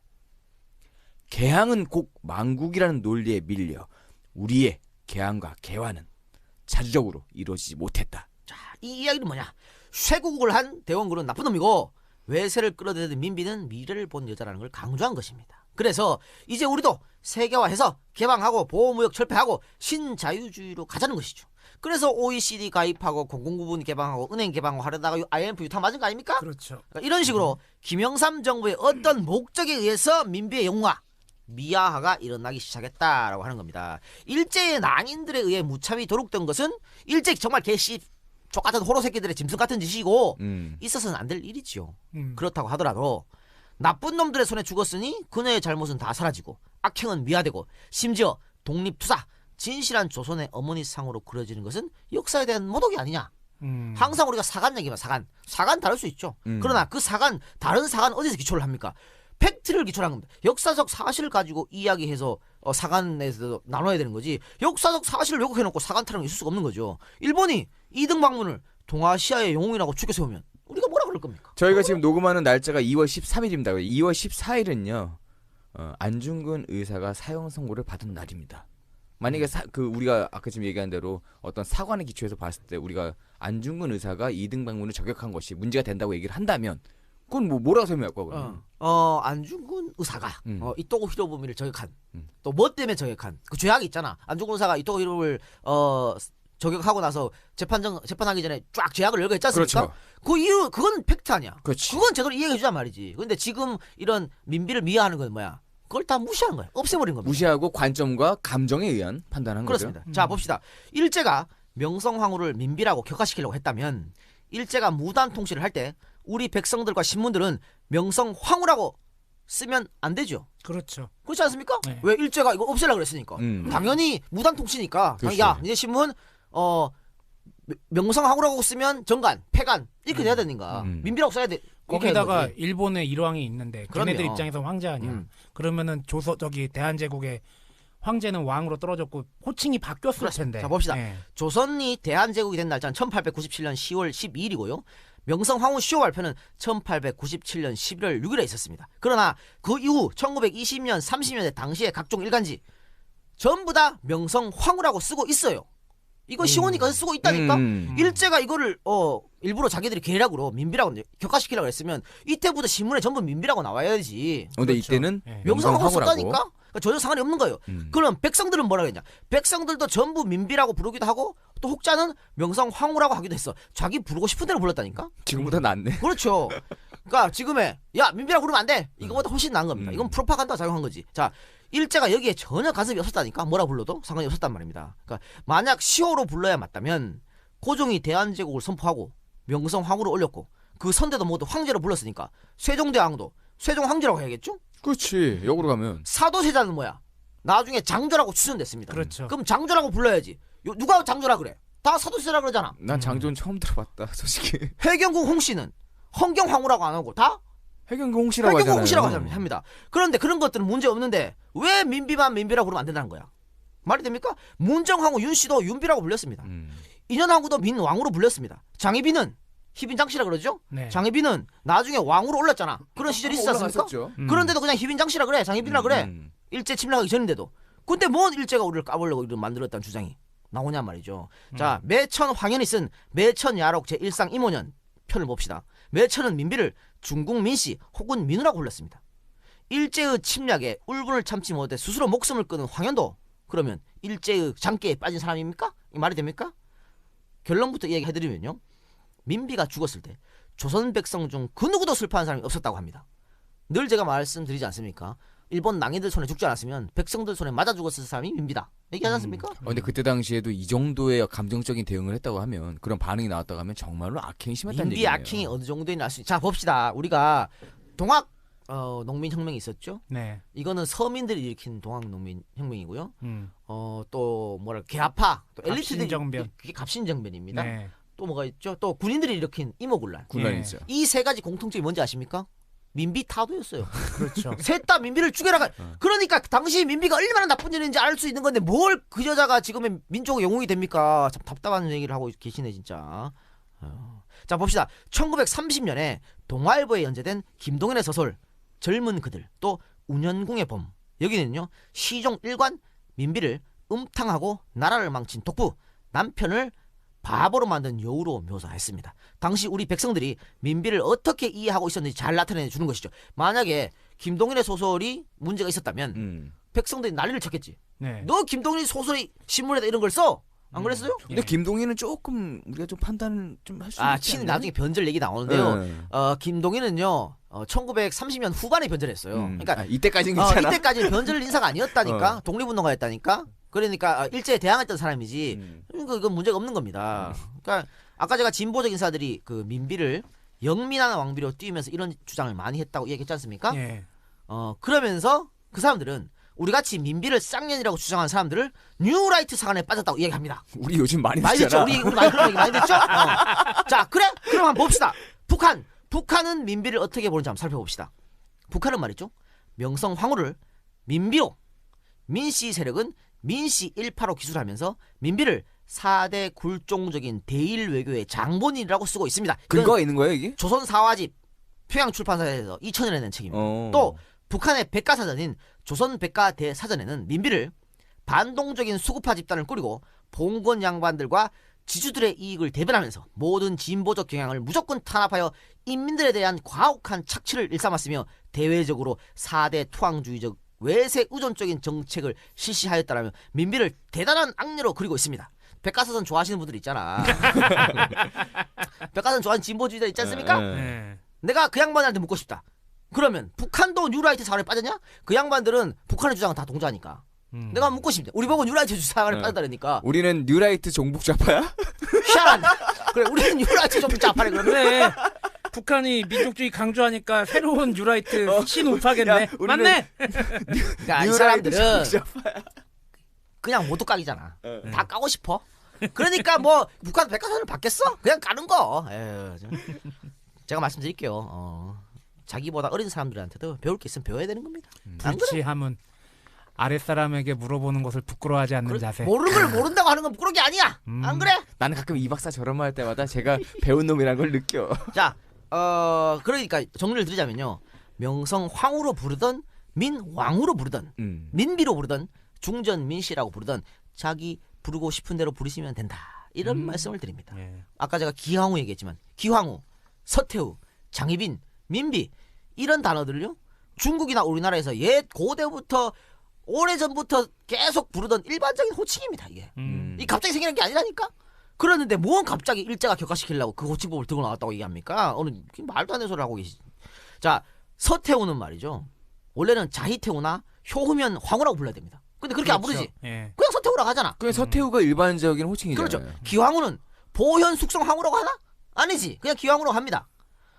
그래서 기황후로 드라마 나오는데도 야 그거 저 깔보려고 하는 거 아니야? 왜 보현 숙성 황후로 안 해? 이렇게 말하는 사람 아무도 없어. 드라마 보지 마시고 데칼코마니 들으세요. 근데 또 있지. 대원군은 그런 논리라면 대원군이라고 부르면 안 되지. 흥선헌의 대원왕이라고 불러야지. 왜 대원군이라고 부르는데? 그러면서 민비는 절대 민비라고 부르면 안 된대. 명성황후라고 불러야 된대. 이런 말도. 조대비는 왜 조대비로 불러? 신정왕후라고 부르지. 안 그래요? 그리고 우리나라 역사상 말이죠. 가장 시호가 긴 사람이 바로 이 조대비입니다. 이 박사. 조대비의 정식 시호를 한번 김수황 나 이거 못 읽어. 효유헌 성선경 정인자 해홍 덕순 화문 광원 성숙열 명수 협천 육목 수령 희강 현정 휘안 흠륜 홍경 태운 창복 희상의 모예 헌 돈 장계지 경운 철범 신정 왕후. 이게 씨발 조대비의 시호야. 이대로 다 불러라. 제가 이게 한문으로 써 있으면 좀 끊어 읽을 텐데 이거 한글로 써 있어가지고 도저히 끊어 읽을 수가 없네요. 제가 얘를 때 이름 부를 때 어떻게 불러야 될까요? 그러니까 만약에 드라마면 흥선헌의 대왕님께서 자 효현 유헌성 성경 인자해 등덕순학 금승열련. 그러니까 이게 말이 을 되냐고요. 만나 국사를 논의했다더라. 그래 이게 이렇게 말이 얘기해. 되냐고. 그러니까 이 말이 안 되는 거. 그러니까 민비 격화 논쟁은 코미디입니다. 코미디 웃기는 이런 일이 없다니까요. 갖고 오라고. 그런 자료나 어떤 사료가 있으면 저한테 갖고 오세요. 없다니까요. 이게 말도 안 되는 소리를. 이게 웃기는 일이고요. 근데 이러면 이해를 해. 왜 고정으로 부르면 안 된다. 그죠? 그러니까 왜 이제 고종이 나중에 황제로 됐으니까. 그렇죠. 이 황제잖아. 이 황제라고 그러죠. 근데 이제 일제가 이제 그거를 격화시키려고 고종을 불렀지. 그걸 갖고 오면은 그렇지 고종이라 하면 안 되지라고 이해를 한단 말이야. 근데 말도 안 돼 민비를 갖고 오다니 이게 이게 어디 일제의 농간이냐고. 말도 안 되는 소리를 진짜. 명성황후라고 부르든 뭐 민비라고 부르든 마음대로 부르셔도 상관없고요. 단 일본이 우리를 격화시키기 위해서 민비라는 단어를 만들어냈다는 것은 절대 말이 안 되는 것이다. 이런 말씀을 드리려고 지금 장황하게 설명했다. 여러분들 절대 잘못된 정보에 속지 마시라. 이런 말씀 드립니다. 이분은 이제 팩트를 얘기하기 위해서 그럼요. 제가 말씀을 드린 거죠. 그러니까 이제 앞으로 우리가 계속 민비라 그럴 거 아닙니까? 근데 사람들이 또 아니 이제 저것들은 어떻게 처음부터 감히 민비라고 해놓고 방송하는 거 아니냐? 감히 명성황후를 민비라 그래 이럴까봐 제가 쭉 왜 민비라고 그런지 설명한 겁니다. 아직 본격적인 내용 들어가지도 않았어요. 들어가지도 않았죠. 자, 본격적인 내용 한번 들어가 보죠. 그러면 중전 민씨의 그 옛날에 그 출생부터 자라는 과정 이런 것들에 대해서 한번 얘기를 해봐야 될 것 같아요. 중전 민씨 민치록의 제취부인 그러니까 재혼한 것 같아. 한산 이씨의 딸로 어릴 적 이름은 자영이었습니다. 민자영이라고 했죠 저희가. 민치록의 전 부인 오씨에게서는 자녀가 없었고요. 한산 이씨에게는 일남 삼녀의 형제가 있었습니다. 그러나 모두 죽고 막내인 민자영만 살아남았죠. 그리고 그의 아버지 민치록도 그녀가 8살 되던 해에 사망했습니다. 이게 민자영이 왕비로 간택된 결정적인 이유였죠. 대원군이 외척 세력이라면 아주 이를 부들부들 떨었잖아요. 그 전에 그 헌종, 철종, 뭐 그때 그 뭐 안동 김씨, 풍양조씨 다 이제 외척 세력이었단 말입니다. 외척 세력이라면 치를 떨었던 대원군이 외척이 바로 하는 것을 원천 봉쇄해야 하니까 그래서 고아나 다름없는 그러면서도 똑똑한 것으로 유명했던 민자영을 아들의 고종의 비로 선택한 거죠. 외척이 없었기 때문에 외척이 될 가능성이 없었기 때문에. 그렇죠. 민자영 같은 경우 아버지를 잃고 어린 나이에 서울로 올라와서 감고당이라고 하는 곳에 머뭅니다. 근데 이 감고당이 어떤 곳이냐? 인현왕후 민씨가 장희빈한테 쫓겨나서 살던 곳입니다. 몰락한 가문의 고아나 다름없던 총명한 소녀 민자영으로서는 자신의 선조가 되는 인현왕후란 본이 같아요. 인현왕후가 살던 곳에 살면서 모종의 어떠한 꿈을 꾸지 않았나. 길을 받은 거야. 이런 생각도 듭니다. 이와 관련해서 고종실록에 이렇게 나옵니다. 민자영이 꿈을 꾸었는데 인현 성모가 옥규 하나를 주면서 너는 마땅히 내 자리에 앉게 될 것이다. 너에게 복을 주어 자손에게 미치게 하니 영원히 우리나라를 편안하게 할 것이다. 라고 했다고 그래요. 부부인 그러니까 명성황후의 모친도 같은 꿈을 꿨다고 합니다. 성모가 가르치기를 이 아이를 잘 가르칠 것이다. 나는 나라를 위하여 크게 기대한다. 라고 부부인마님 꿈에도 나왔다고 합니다. 개인도 똑똑하고 이런 꿈이나 베이스도 이미 충분한 준비가 돼 있던 거네요. 근데 꿈이라는 게 이제 자기가 가지고 있는 무의식의 의지 같은 것이 표현된 걸 그러니까 수도 있으니까. 어린 예. 민자영이 감고당에 살면서 자기 선조 아니야. 그치. 인현왕후가 나도 저렇게 뭐 되고 싶어. 아, 이곳은 나의 할머니의 할머니가 그렇지. 살던 곳. 그분께서 희빈창 씨그 개 그렇지. 같은 년한테 쫓겨나가지고. 그렇지. 아니 이게 뭐냐면요. 내가 옛날에 오성과 한음 읽을 때 네. 오성이 막 주먹 옆집에다가 대감 집에가 이 주먹이 누구 주먹이요 이거 있잖아. 네. 오성 대감이 우리 조상이거든. 그렇지. 나도 씨발 오성 대감처럼 이렇게 있단 말이야. 나도 어릴 때 그랬어. 야, 오성대 가면 머리가 좋아서 가고 너는 게 싸가지가 없어 들이미는 거 아니야? 그런 게 있다니까. 야, 그래도 그 집안은 나중에 도원수하는 권율 집안이랑 결혼한 여기까지 하겠습니다. 예. 자, 처음에 민비와 대원군 사이가 그렇게 나쁘진 않았어요. 워낙에 이제 민자영이 총명하기도 했고 대원군 집안이 대대로 민씨와 혼인하는 관례가 있었고요. 천의 고아나 다름없었던 민자영에게 외척이 있었을 리도 없으니까 굳이 뭐 사이가 나쁠 이유가 없지 않습니까? 대원군이 싫어할 만한 이유는 별로 없었네 처음에는. 그런데 해가 가면 갈수록 점점 중전 민씨와 대원군 사이가 틀어지기 시작합니다. 시대과의 갈등이 시작됩니다.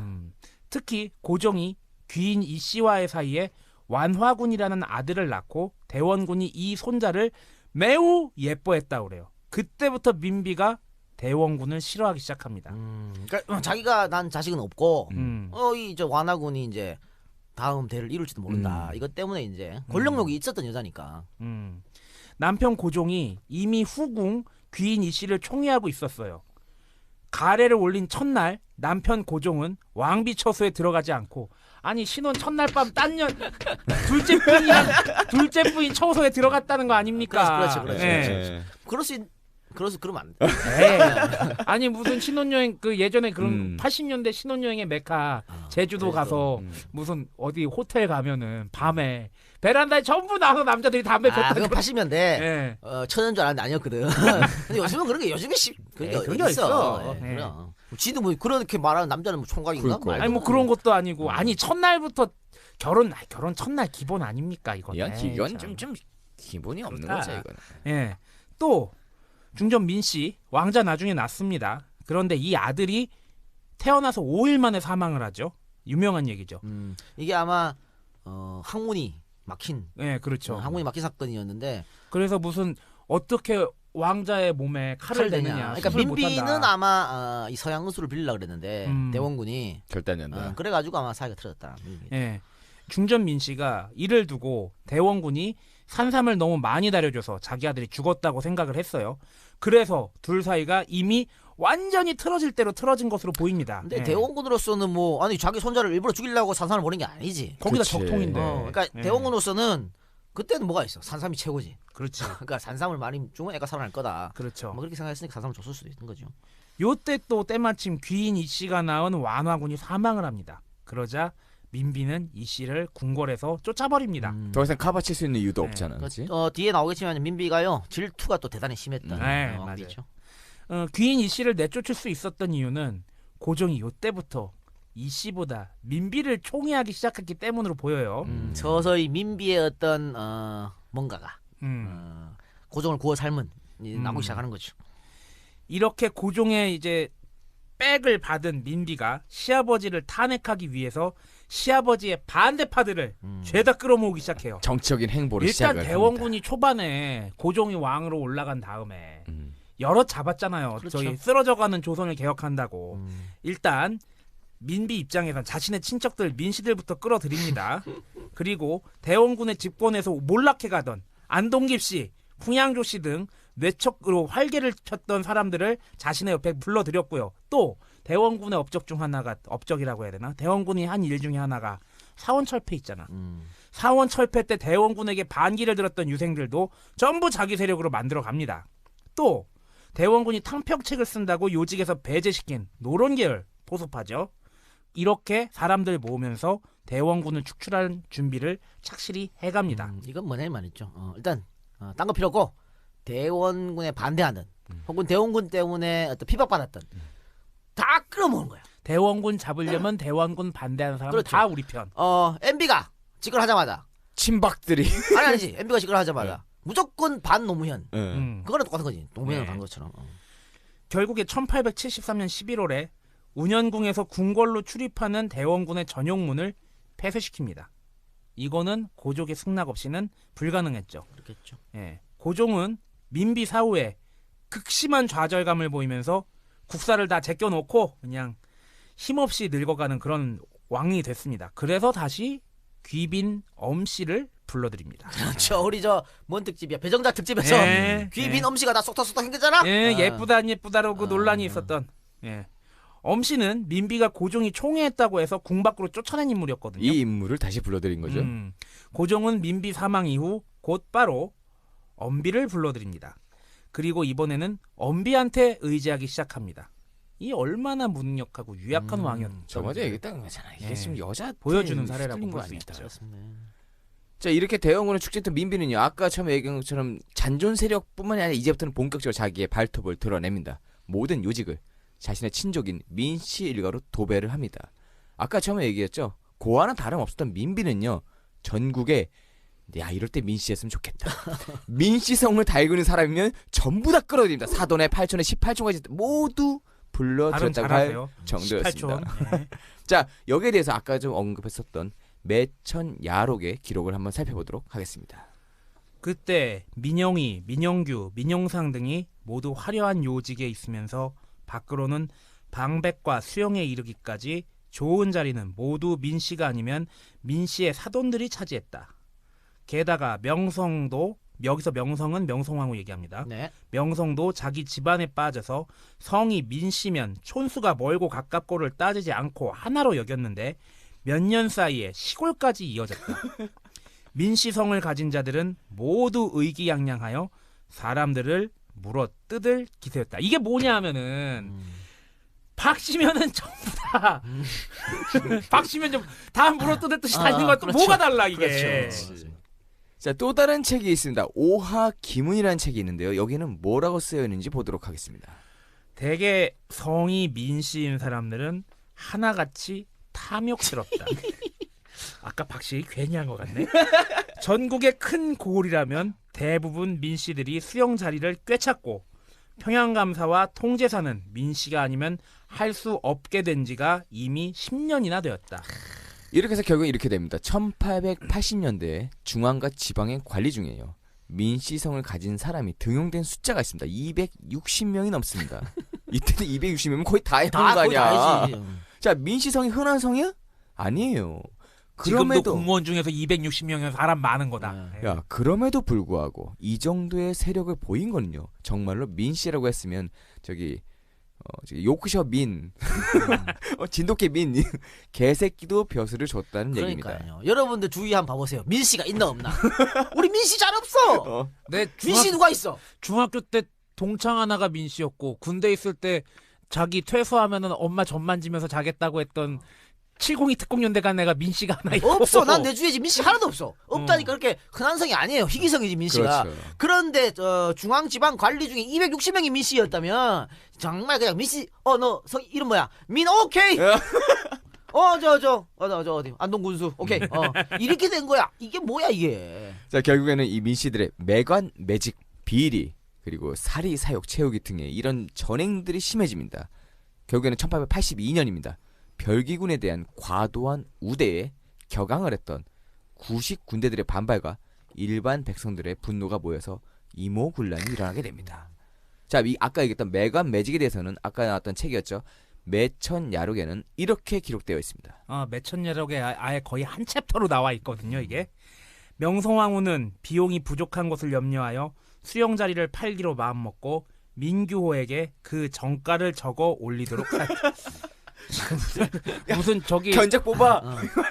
무슨 저기 고시가 아니라 월마트에서 직접 사는 것도 아니고 민규호는 금민관의 관직을 팔 수는 없다고 판단하고 응모자가 없도록 하게 하기 위해서 그 가격이 1만 꾸러미라면 2만 꾸러미로 정하였다. 이거지. 만약에 있으면 경매를 못하게 가격을 미리 이빨 올린 거야. 그렇죠. 네. 자, 국무총리 10억. 그러면 20억 올린 거야. 이건 입찰 안 할 거야. 그러면 안 입찰 하겠지. 안 해. 이상한 거지. 그러나 그 응모자들은 더욱 경쟁이 심하였고 그들이 관직을 받으면 백성들에게 착취를 강요하여 백성들은 더욱 궁핍하게 되었으므로 민규호는 후회하였다. 자, 봅시다. 우리 지금 따지면 국무총리가 가격이 10억인데 20억을 올렸단 말이야. 민규호는 이 정도 하면 사람들이 안 오겠지. 그렇지. 그런데 많이 와. 정말 20억, 나 25억, 30억 이렇게 해서 딴단 말이야. 따서 어떻게 해? 내가 30억 갖다 바쳤으면 뽑아야지. 40억을 백성들에게 뽑는 뽑아야지. 거지. 그럼. 예. 그래야 내가 이거 한 저게 되니까. 그래서 그거 슈킹을 까고 다 백성들한테 슈킹을 쳤다는 얘기입니다. 진짜 대단한 이런 거예요. 여자가 뭘 국모 같은 소리하고 자빠졌네 진짜. 자, 우리가 두 가지 책을 얘기했습니다. 우리가 여기서 아까 매천야록하고 오화 김윤현 책을 얘기했는데요. 이 저자가 황현입니다. 이 황현에 대해서 한번 살펴보도록 하겠습니다. 전남 광양이 고향입니다.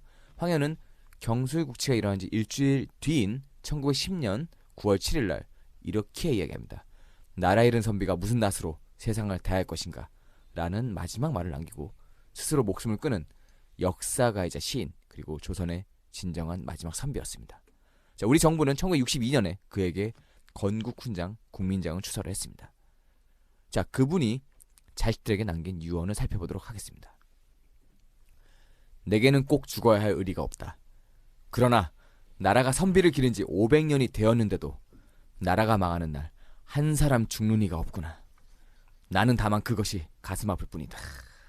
내가 위로는 하늘이 지시하는 아름다운 도리를 저버리지 않았고 아래로는 평소에 읽은 책 속의 마음에 어긋나지 않았다. 이제 길이 잠들려 하니 참으로 속이 시원하다. 그러니 너희들은 너무 슬퍼하지 말라. 이런 유서를 남기고 스스로 자결 했죠. 네. 나라를 잃었으니까. 예. 선비로서 살아있을 이유가 없는 거야. 나라를 잃었으니까. 근데 야 이거 너무 슬퍼하지 말라. 참 어디서 많이 본 유서인데? 그러네. 이 박사 쳐울어. 자, 아까 나왔던 진정한 울음이 아니야. 아까 나왔던 책입니다. 이런 황현은 아까 얘기했던 그 책 매천야록을 통해서 구한말의 역사를 자세하게 기록했습니다. 매천야록은요 1864년 고종 1년부터 1910년 순종 4년까지의 역사를 기록한 책입니다. 이 책에서 황현은 당시 관료들의 부패와 비리, 고종의 무능함과 유약함, 그리고 민비의 폭정과 탐욕, 그리고 악랄한 성품 등을 가감없이 기록을 했습니다. 자, 이 매천야록에 기록된 민비의 일화를 살펴보도록 하겠습니다. 십여년 겨울 1891년이죠. 양력으로는 1892년 1월이네요. 명성황후는 고종에게 의친왕입니다. 강을 의화군에 봉하자고 권했다. 의화군은 상궁 장씨의 아들이었다. 훗날 귀인 장씨가 되는 사람이죠. 그가 태어났을 때 명성황후는 날카로운 칼을 들고 장씨의 거처로가 큰 소리로 칼 받아라! 라고 외치며 방에 뛰어들었다. 장씨는 땅에 엎드려 살려주세요 라고 애걸했다. 명성황후는 지금 너를 죽이지는 않겠다만 다시는 궁에서 거처할 수 없을 것이다 라고 한 후 장정을 불러 그녀를 포박하게 했다. 그리고 그녀의 음부 양쪽의 살을 도려낸 후 뭐야, 이건. 궁 밖으로 내쫓아버렸다. 그 후 장씨는 형제들에게 10년 동안 의지하고 살다가 그 상처로 인해 죽고 말았다. 참으로 잔인성을 보여주는 일화네요. 그래 근데 매천야록은 뭐 야사도 기록돼 있으니까 뭐 이거 뭐 꼭 정사라고 할 수는 없겠죠. 다만 황현이 자기가 직접 보고 들은 것들 이런 것들 모든 것들 저작거리 이야기도 다 실었으니까 사료로서 어떤 가치가 없다고 절대 말할 수는 없는 겁니다. 참고로 국사편차위원회 한국사 데이터베이스에 해석이 된 것이 올라와 있습니다. 국사편찬위원회에서 쓸데없는 자료를 이렇게 서비스를 할 리가 없잖아요. 또 황현도 뭐 조선 말 대표적인 역사학자니까. 그렇죠. 또 우리가 역사를 공부할 때 보면은 뭐 이렇게 토막토막 나 있는 것들이 결합이 됐을 때 이 사람의 악행이 더 드러나는 것 같아요. 우리 그리고요. 이승만 특집 때도 마찬가지였거든요. 이런 식으로 조립을 해보면 정말로 독한 여자라는 게 더 나오는 지금 거예요. 뭐 이게 야사일 수도 있다고 말했지만 정말 야사에서는요. 민비가 이거보다 더 악독한 지금 뭐 음부를 도려냈다 하지 않습니까? 이거보다 더 악독한 이야기들이 돌아다녀요. 근데 그건 내가 안 갖고 왔어요. 장모 씨야? 그러니까 장모 씨야? 전두 아니야? 이순자야? 자, 아까 얘기한 대로요. 잠깐 짧게 언급을 했었습니다. 우리가 뭐 이모군란도 일어났고 뭐 동학농민도 있었고요. 자, 그 중에 하나입니다. 이모군란이 왜 일어났냐면요. 아까 잠깐 그냥 별기군이라고 언급하고 말았는데 이게 1881년에 일본의 후원으로 신식 군대인 별기군을 창설을 합니다. 그리고 이 부대를 우대를 해요. 그럼 나머지 90군대들은 어떻게 돼? 자기들보다 월등히 좋은 대우를 받는 신설된 별기군을 좋아할 리가 없습니다. 게다가요, 우리 또 아까 이 박사님 월급 밀렸는데 13개월 동안 먹고 살 게 이거밖에 없는데 급료가 밀려가지고 야, 불만이 하이를 이보다 이 때렸습니다. 양반들이 훨씬 어려워. 그래. 13개월 동안 밀렸어. 아니 생각을 해봐. 별기군들은 신식 무기에 신식 제복에 척척척 하고 얼굴에 개기름 잘잘 흐르는데 예전에 그 사극에 나오는 그런 그렇지. 삼지창 들고 다니던 그 90군대들은 피죽도 못 먹고 있는 상황이니 게다가 얼마나 불만이 이때 많았겠어요. 이 민씨 일파부 비롯한 이 기득 세력들이 군량민도 제대로 안 줬어요. 막 흙 섞어서 주고 개지랄 했거든. 그래서 이렇게 된 거예요. 자, 대원군 때는 이런 일이 없었거든요. 최소한 민씨 일파들이 정권을 잡으니까 이런 일이 너무나 빈번하게 일어납니다. 이 원인은 누구야? 민비의 과도한 사치 그리고 굿. 여기서 굿은 좋다는 뜻이 아닙니다. 굿판을 한 거예요. 이 민씨 일파들의 엄청난 탐욕이 있다라고 보는 겁니다. 그러니까 이게 군자금 가지고 자기네들이 슈킹 깐 거 아니야? 그렇지. 그렇죠. 자기 배 두드린 거지. 그러니까 병사들한테 가야 될 돈 다 슈킹 까가지고 애들은 저기 무슨 쓰레기빵 먹고 막 뭐 지금은 그러지 않겠죠. 하여튼 이런 군납 비리 아니야 이것도. 그러니까 지금 생각하면은 군복 물려입기 운동에서 사병들 군복이랑 먹고 물려입기 운동 시킨 다음에 그 돈 슈킹 간 거랑 똑같은 거예요. 그렇습니다. 방금 굿 이야기가 나왔는데요. 민비는 말이죠. 사흘이 멀다 하고 구판을 벌였습니다. 왕비가 굿을 벌였으니까 그 구판이 얼마나 크겠습니까? 그렇지. 그 저기 구미 그 사진 거기도- 영정 사진이 그래요. 아유. 거기도 뭐 억대 구판이라 하지 않습니까? 네. 억대 구판 하니까. 야, 그 내용 해도 돼? 뭐 어때? 자, 아니 나 누구라고 얘기 안 네. 했어요. 자, 네. 이 굿은 말이죠. 엄청난 크게 벌였으니까 이 돈이 어떻게 감당되나를 봐야 돼요. 나라에 돈이 없는데 어디서 났어? 바로 매관 매직이었다. 아니 이 구판 돈 드는 거 그 보통 무당분들 무속인들이 돈 버는 게 전바 가지고 에이, 돈 못 버는 게 벌어. 아니에요. 굿으로 벌지. 그 홍수막이나 굿으로 다 돈 버는 거거든요. 굿 한 번 하면 거의 사람 웬만한 사람 연봉급 나오지. 근데 그게 웬만한 판은. 부르는 게 값이지. 그러니까요. 100만 원 부르면 100만 원이고 네. 1000만 원 부르면 1000만 원이요. 그렇지. 안 그래? 거기서 이제 장구제비 뭐 인건비 인건비 뭐 주고, 그리고 교통비 그런 거 떡값하고 숙박비 뭐. 떡값 그런 거 해가지고 나가는 거예요. 그렇습니다. 예. 근데 그렇게 큰 구판 돈이 필요한 그 구판 이 돈을 어떻게 감당하면 바로 매간 매직이라고 합니다. 자, 벼슬을 돈 주고 팔고 사고 하는 거죠. 그 돈으로 구슬을 한 건데 이렇게 민비에게 돈을 주고 벼슬을 산 대표 인물이 고분수국기 씨발론 고분수 조병갑 유명하지. 유명한 사람이죠. 조병갑하고 또 부안 핵사로 파견돼서 동학 농민군을 과잉 진압했던 장흥부사 이용태라는 사람입니다. 이들은 모두 민비의 매직에 의해 임명된 인물이다. 매직. 그렇습니다. 다만 조병갑이 민비에게 직접적으로 뇌물을 주었다는 정확한 기록은 없어요. 없지만 야, 뇌물을 누가 직접적인 기록을 그러니까 주나? 누가 기록을 남겨 없지만 봅시다. 민비가 총애하던 민영준이라는 사람이 있어요. 나중에 민영준이도 이거 하도 백성들한테 욕을 얻어 처먹어가지고 이름을 바꿔 민영휘로 바꿨나 말도 바꿨습니다. 하여튼 엄청난 사람인데 이 민영준을 통해서 민비에게 뇌물을 바쳤다는 이야기가 존재합니다. 그러니까 뭐야? 조병갑이가 민영준한테 주고 민영준이가 진령군이라는 무당이 있어. 뒤에 설명하겠지만 진령군이라는 무당에게 돈 줬고 진령군이 민비에게 갖다 바치는 이 시스템이지. 그러니까 직접적으로 갖다 바친 시스템이 아니고 차근차근 계단을 밟아서 와이로를 주는. 와이로의 정석인데? 와이로의 정석이죠. 지금 말이죠. 우리가 기업 특집 LG를 한다. LG 저기 뭐 홍보팀에서 이 작가 만나서 바로 와이로 주겠습니까? 아니죠. 아니거든. 아니지. 걸쳐주거든. 그래서 일어나는 게 더 배달 사고. 아니 LG 할 거야 진짜? 몰라. 그래서 배달 사고 일어나 그런 건데 어쨌든 이런 식의 와이로 라인이 존재했다라고 하는 것이죠. 자, 또 하나 봅시다. 조병갑이 말입니다. 풍기 군수나 영동 군수로 가라고 지시한 조정의 명을 나 아파. 거기 못 가. 아프다는 핑계로 거부하고 곡창지대인 고부 군수로 간 점이 있어. 또 여러 가지 이제 뇌물을 줬다는 정황을 제가 설명드린 겁니다. 고부 군수에 물러나고 후임자가 4-5명이나 새롭게 왔어요. 고부 군수 자리에. 그런데 하나같이 고부 군수 자리에 오르지 못하고 물러납니다. 나가 이 새끼야. 조병갑이 계속해서 고부 군수 자리를 찾아 왜 이래? 꺼져 나 계속 할 거야 이렇게. 그러니까 신임 고부 군수가 나 신임 고부 군수. 뭐야 이 새끼야. 그렇지. 나 고부 군수야. 너 나가 이거지. 인수인계 개 같은 소리 하고 있는데 나 평생 고부 군수 할 거야 이렇게 된 겁니다. 난 승진도 안 할 거다. 계속 이거지. 그게 뭐냐면 고부 군수가 여기 고부가 곡창 아니야. 그렇죠. 전라도 곡창지대 돈이 많다는 얘기지. 또 동학혁명 후에 이 양반이 체포됐죠. 조병갑이가. 근데 곧바로 사면받았어요. 또 사면받고 또 곧바로 판사로 임명됩니다.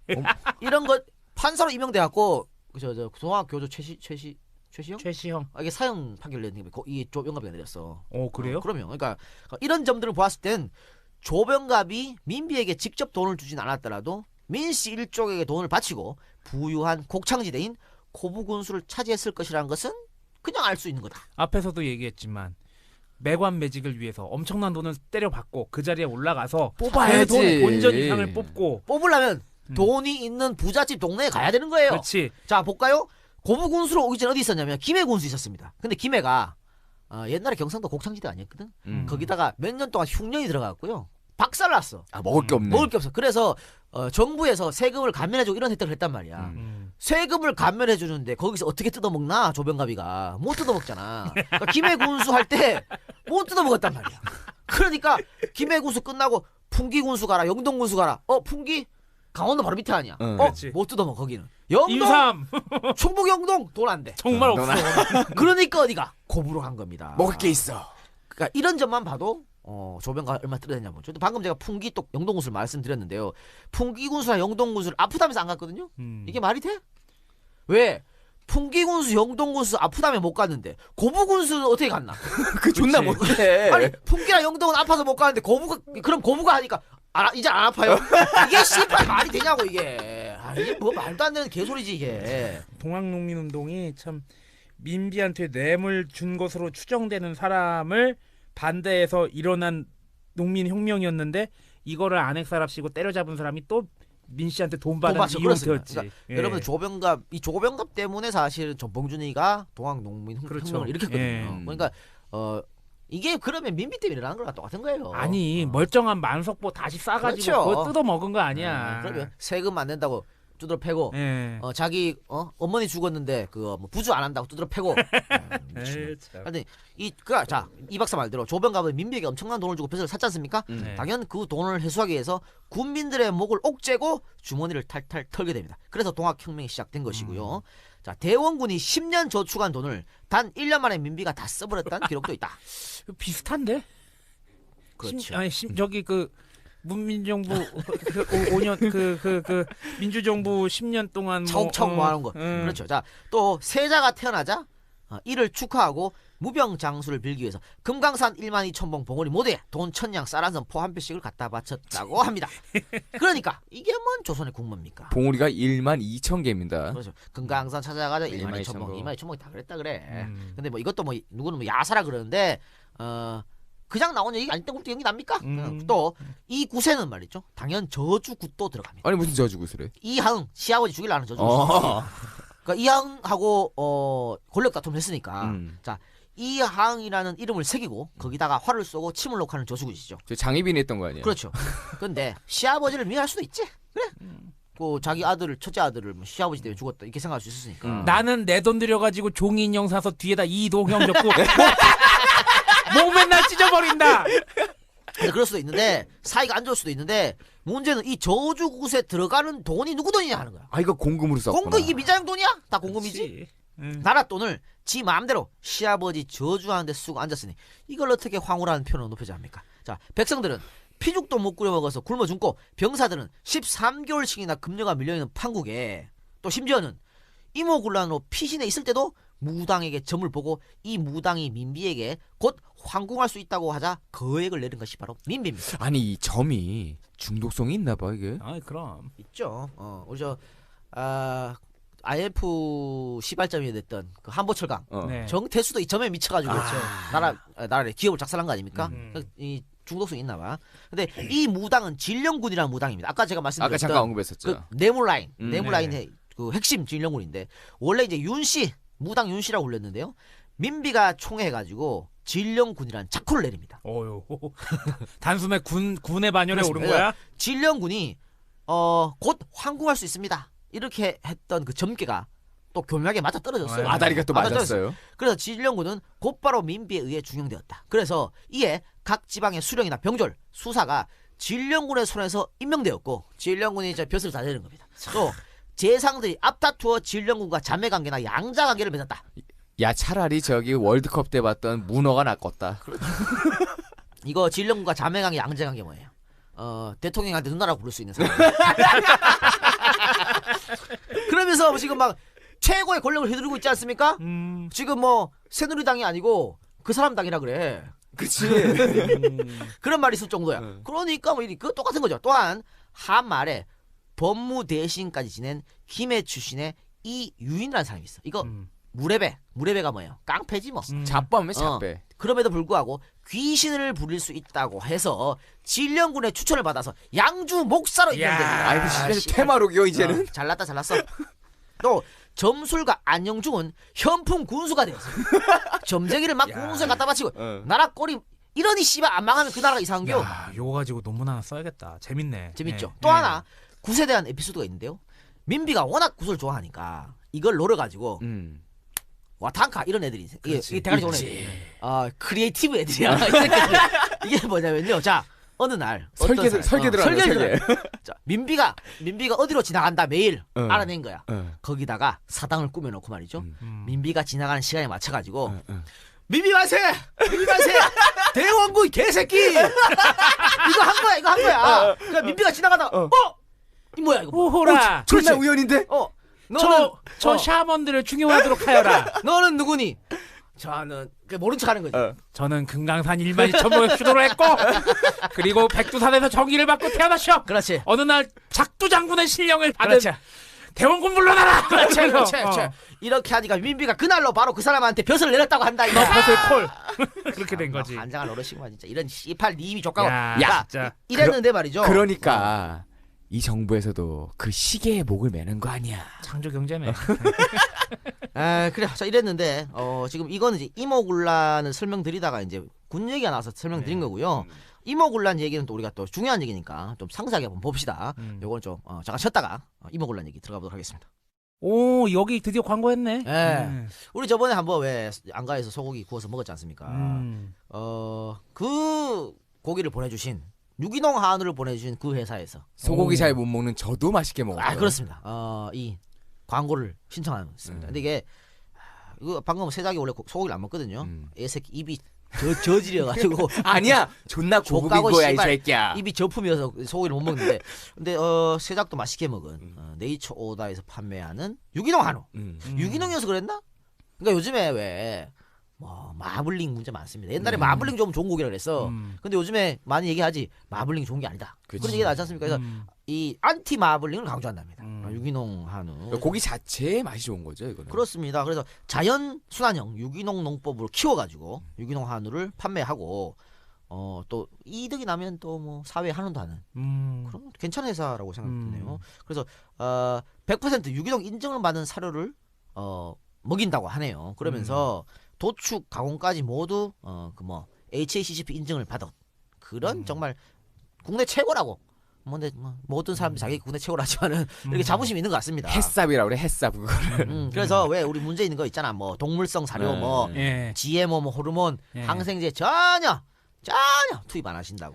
건강한 기업에서 만드는 건강한 고기네요. 그렇습니다. 그래서 한우뿐만이 아니고요.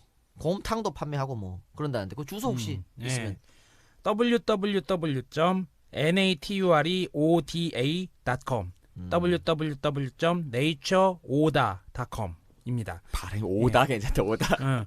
2월 한 달 동안에 구매란에 EJ라고 적으시면 유기농 곰탕도 한 팩 서비스로 보린다는데 제가 초등학교, 중학교, 한우의 고장 횡성에서 나왔지만 이렇게 좋은 상품은 소개해줘야 된다고 생각합니다. 그렇습니다. 여러분들 소고기 땡기시면 한 번씩. 난 곰탕이 땡기는데? 곰탕에 소주 한 잔 얼마나 좋아. 그래, 여러분들 많이 주문해 주시기를 부탁드리겠습니다. 자, 그럼 다시 방송을 이어 나가 보도록 할게요. 이모군란 얘기 계속 해보겠습니다. 1882년에 일어나죠. 월급이 밀린 군인들은 특히 군료관리의 책임자인 선해청 당상 병조판서 민겸호의 깊은 원한을 가지고 있었습니다. 민씨. 다미씨지 뭐. 민겸호 하인까지 비리에 연루됐다고 해요. 야, 뭐가 뛰면 뭐가 뛴다고 이거는. 옛날에 말 국회의원이 비리 내용을 처먹잖아. 보좌관. 운전 기사, 운전까지 다 처먹었어. 그런겨. 어떻게 했느냐? 전라도에서 이제 그 조운선, 세금선이 배로 도착하니까 쌀에다가 결을 섞어가지고 군인들한테 지급하면서 나머지는 지가 다 꼴깍한 거죠. 입마이 포켓한 거죠. 분노한 군인들이 민겸호의 하인을 두들겨 패니까 민겸호는 주동자를 체포해서 민겸호는 주동자를 체포했습니다. 그때 이제 체포당하자 군인들이 이렇게 얘기를 했다고 그래요. 굶어 죽는 것이나 법에 따라 처형당하는 것이다. 죽는 것은 매한가지다. 마땅히 죽일 놈은 죽여서 우리의 억울함을 풀겠다라고 얘기했다고 합니다. 이러한 판국에 1882년 전라도 조미가 도착을 해요. 이것도 이제 좋은 손으로 쌀이 온 거죠. 그러자 구 훈련도감 군병들에게 1개월분에 13개월 밀렸다 그랬죠? 한 달치 급료를 지불하게 되는데 그 쌀에 모래가 섞여 있을 뿐만 아니라 양도 한 달치 봉급을 줘야 되는데 절반밖에 되지 않았다 그래요. 그러니까 군심이 폭발을 한 거죠. 이게 못 참는 거지 이거는 도저히. 밥은 먹게 해줘야 될 거 아니오? 그렇지. 선해청 창고직과 충돌이 일어납니다. 이 소식을 들은 민겸호가 주동자의 체포령을 내립니다. 그래서 김춘영, 유복만 등 4~5명의 군인이 포도청에 잡혀갑니다. 이어서 그들이 혹독한 고문을 당하고 있다는 것과 그들 중 2명이 곧 사형에 처해질 것이라는 소문이 퍼지게 돼서 군병들은 더욱 격분합니다. 배고파서 끌어있는 사람들을 자극을 하는 거죠. 그러니까 뭐 쥐도 몰면은 뭐 고양이를 문다고. 그렇죠. 이 구식군병들은 대원군과 연락을 취하고 대원군과 연결된 군민들은 좀 더 대담하고 조직적인 행동을 개시해서 무기고를 부수고 무기를 약탈해서 포도청에 난입한 후에 김춘영, 유복만을 구출하고 의금부를 습격해요. 그래서 죄수들을 석방합니다. 또 강화도 유수 민태호를 비롯한 척신과 개화파 관료의 집을 습격하기도 했다고 해요. 한편의 군인들은 별기군 병영 하도감을 습격해서 일본인 교관 호리모토 레이조 공병 소위를 살해하고 일본인 순사 등 일본인 13명을 살해하는 등 일본 공사관을 습격하기도 했다고 합니다. 기어이 다음날 궁궐을 습격한 부대는 민비를 살해할 계획을 세웠고 민비는 궁녀의 옷으로 갈아입고 부대부인 민씨의 사인교에 숨었습니다.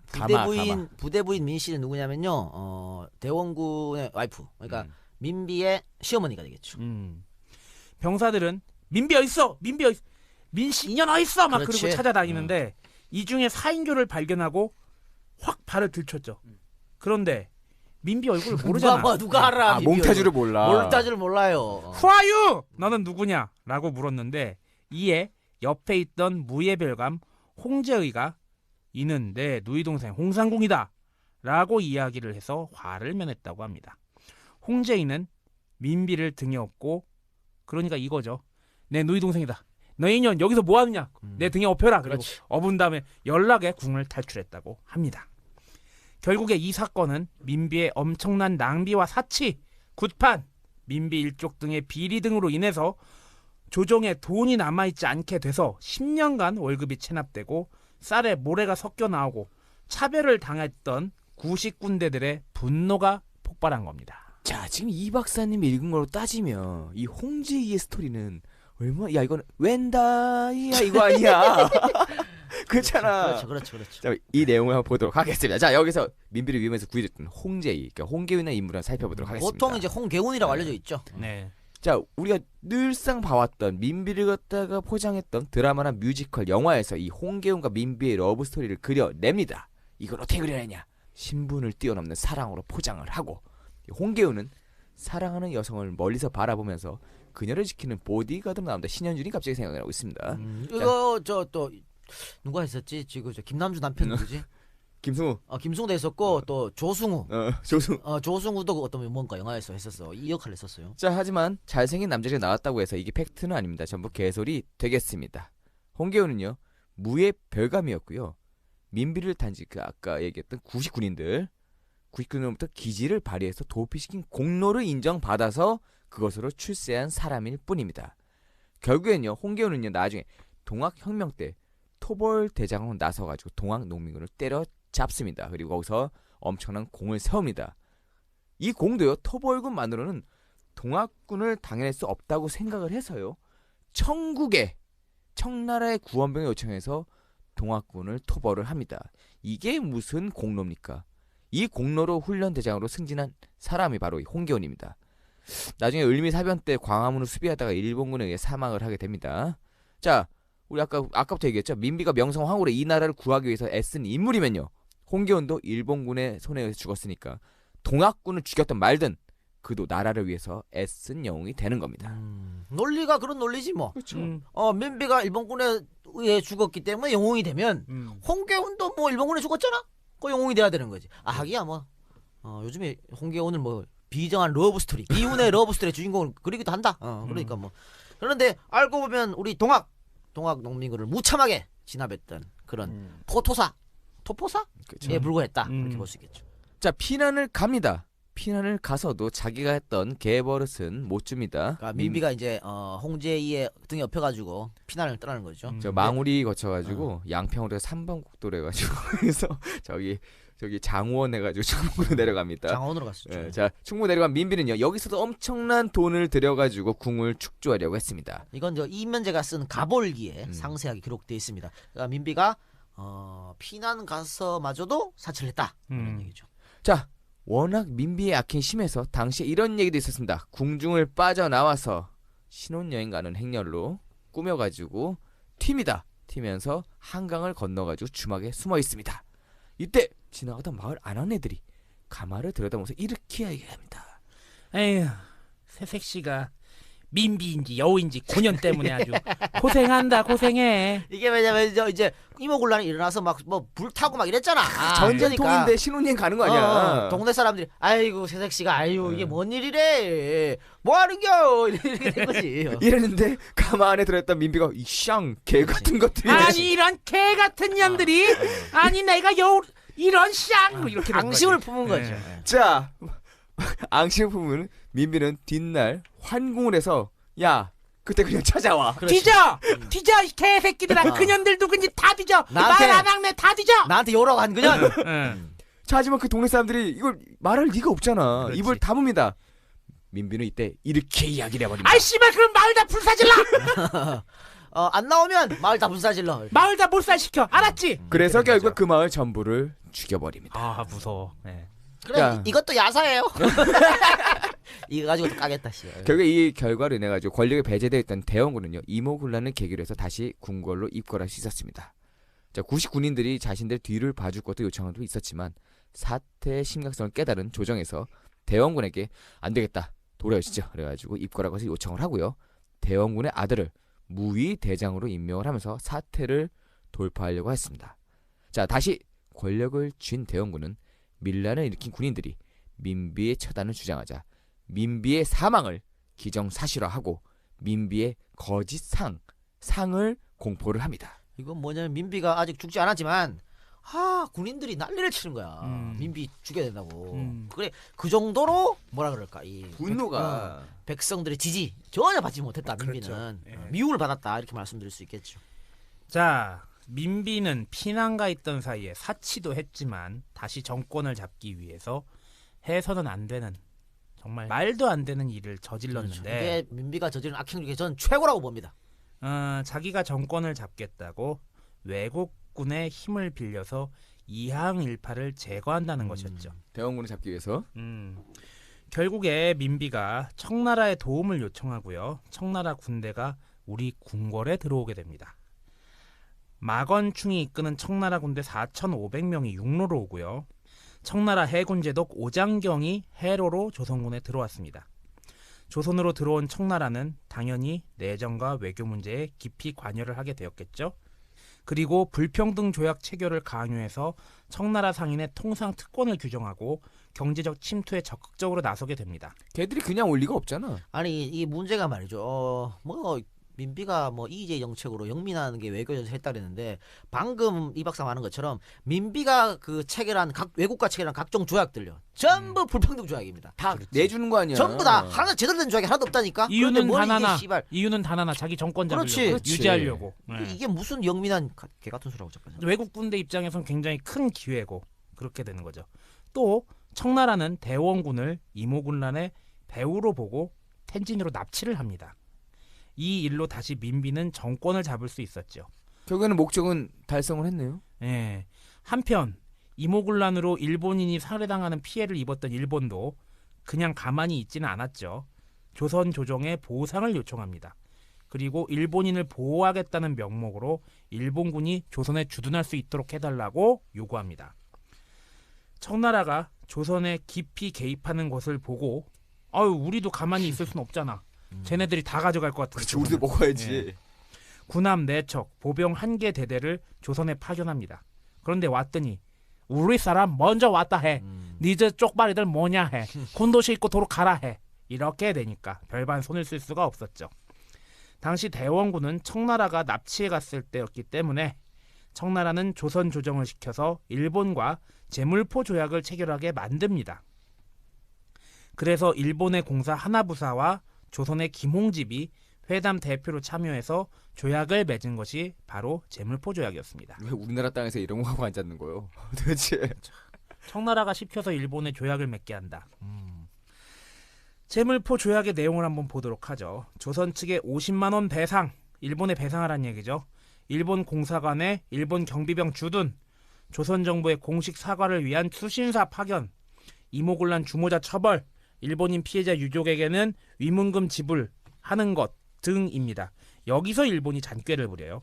일본에 대한 배상을 일본으로부터 차입하는 외채로 얘네는 예나 뭐 예전이나 지금이나 하여간 뭐 이런 식으로 돈을 미끼로 그렇죠. 조선의 코를 꿰는 겁니다. 저기 박정희 때도 그랬죠 뭐. 김종필 씨께서 또 공사관 경비라는 미명하에 일본군이 조선 땅에 주둔할 수 있게 한 것도 코 꿰게 만든 겁니다. 결국에 제물포 조약은 일본의 조선에서의 차지하는 위세를 세계에 알리면서 훗날 제국 침략의 시발점이 된 사건입니다. 씨발점이 됐네. 씨발 아주 그냥. 당연히 중전 민씨를 과연 이의제의를 한 외교의 마술사로 볼 수가 있을까? 매간 매직은 했잖아. 그 매직은 했네. 그렇지. 이렇게 우리나라가 일본 식민지가 되는 계기를 앞당겨서 마련해 준 게 바로 민비였다고 볼 수 있습니다. 그것도 지가 나라 사랑하는 마음이 있어서 그랬을까요? 이거는 순전히 자기 권력 지키고 권력 유지하려고 했기 때문입니다. 그래서 나라 거를 이렇게 만들어 놨습니다. 어떻게 민비를 비운의 여인 나라를 사랑하는 마음으로 일본의 낭인들과 온몸으로 맞서 싸웠다. 내가 조선의 국모다.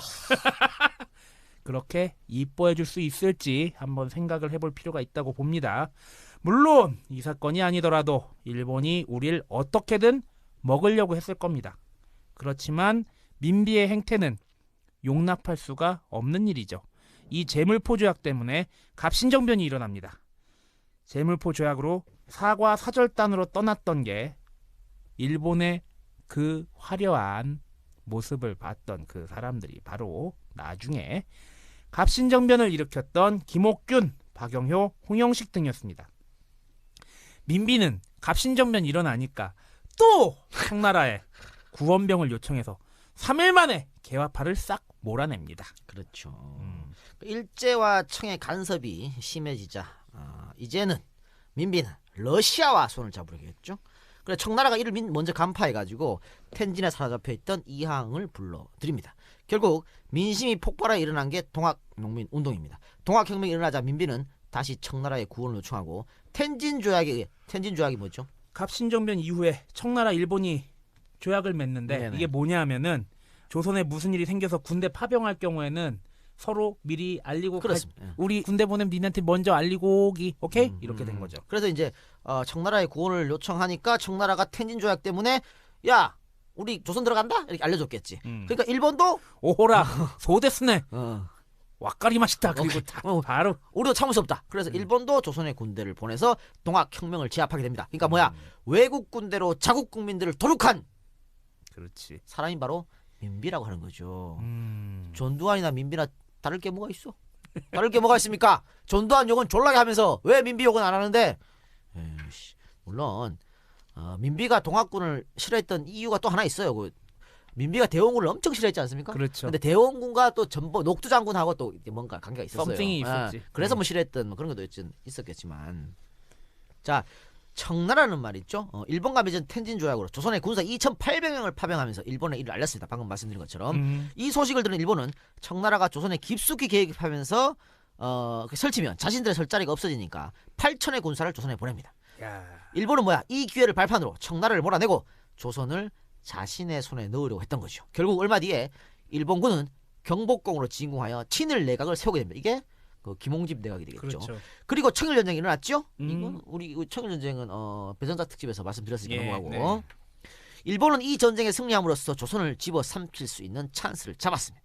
여기다가 부동항을 얻으려는 러시아까지 조선을 노리니까 조선은 열강의 싸움장 이전 투구의 장으로 변신했던 것입니다. 매번 얘기하지만 우리나라가 참 이웃나라 보기 존나게 없어요. 참 그 중국인들 몰아내니까 이제 북극곰들이 몰려내려오니 일본 참. 그렇습니다.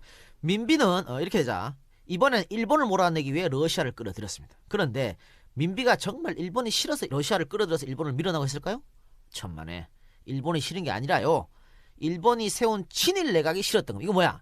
내가 권력을 줘야 되는데. 내가 권력 줘야 되고 그거 이용해서 내가 돈 좀 먹어야 그렇지. 되고.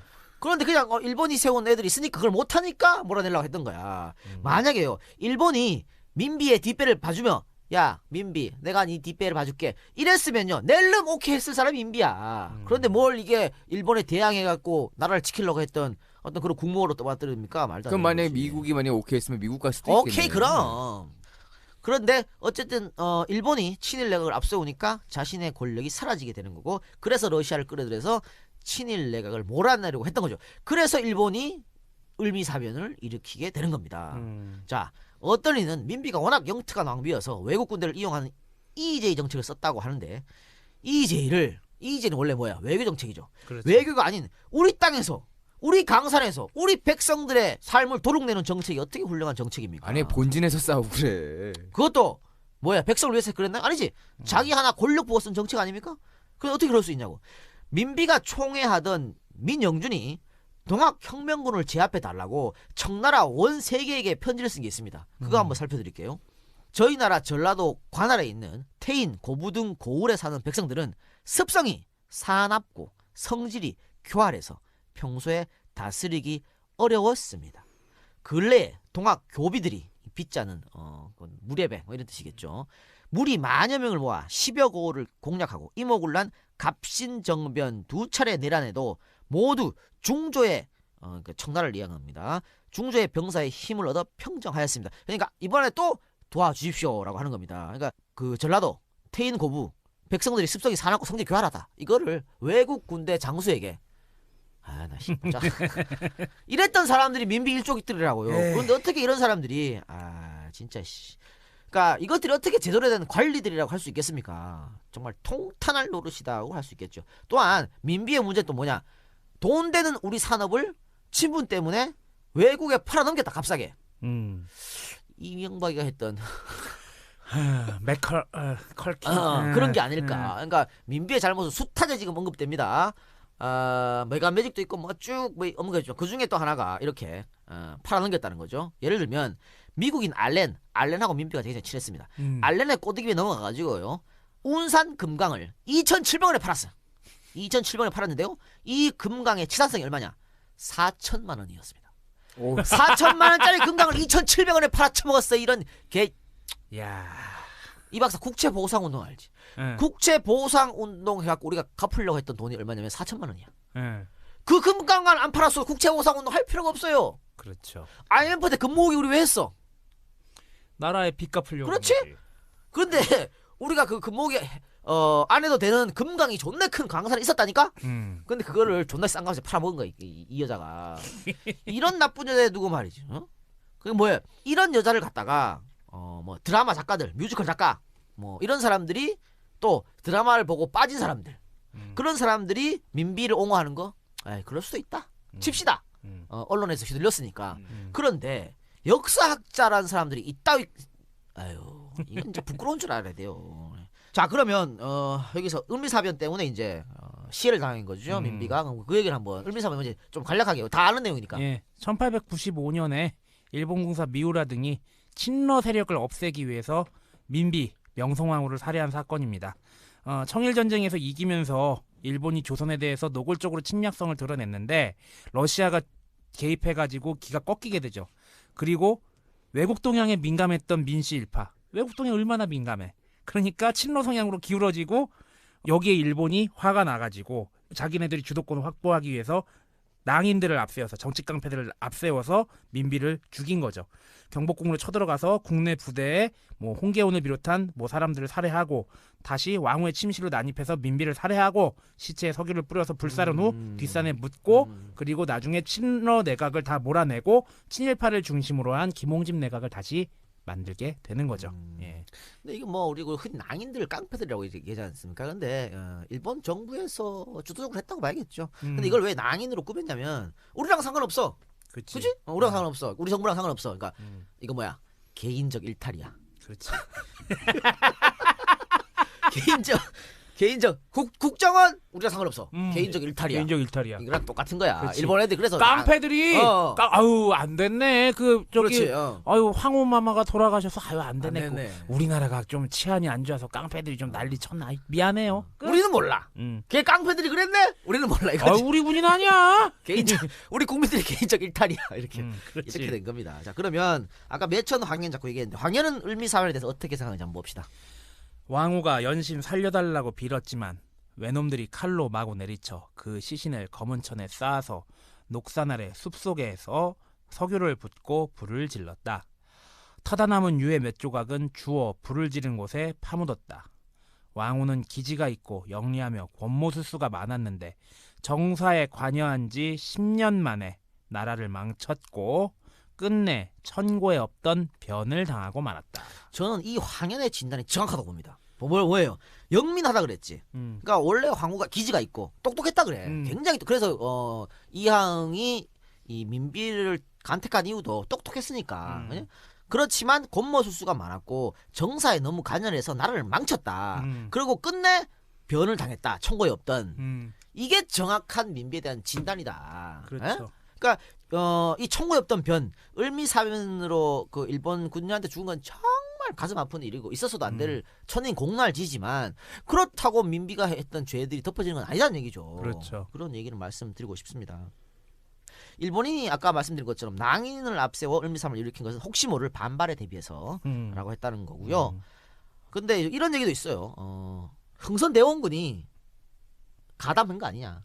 가담이 그런 아니냐. 얘기 많이 들었죠. 많이 있죠. 혹은 그냥 암묵적 뭐 동조 이런 얘기가 있죠. 왜냐하면 계속해서 두 사람이 권력을 줬다 뺏었다 하지 않습니까? 갈등 구조가 있었으니까. 그러니까 이번에 민비를 없애면 내가 권력을 또 지겠지라고 생각으로 그런 얘기도 있습니다만 이건 뭐 확인되지 않았다고 말씀드릴 수 있겠죠. 그런 얘기가 있었다고만 말씀드린 논란의 여지가 있다고만 말씀드리겠습니다. 또 이제 나중에 이제 아간 파천이 일어나고 대원군이 은퇴 후 사망하게 되죠.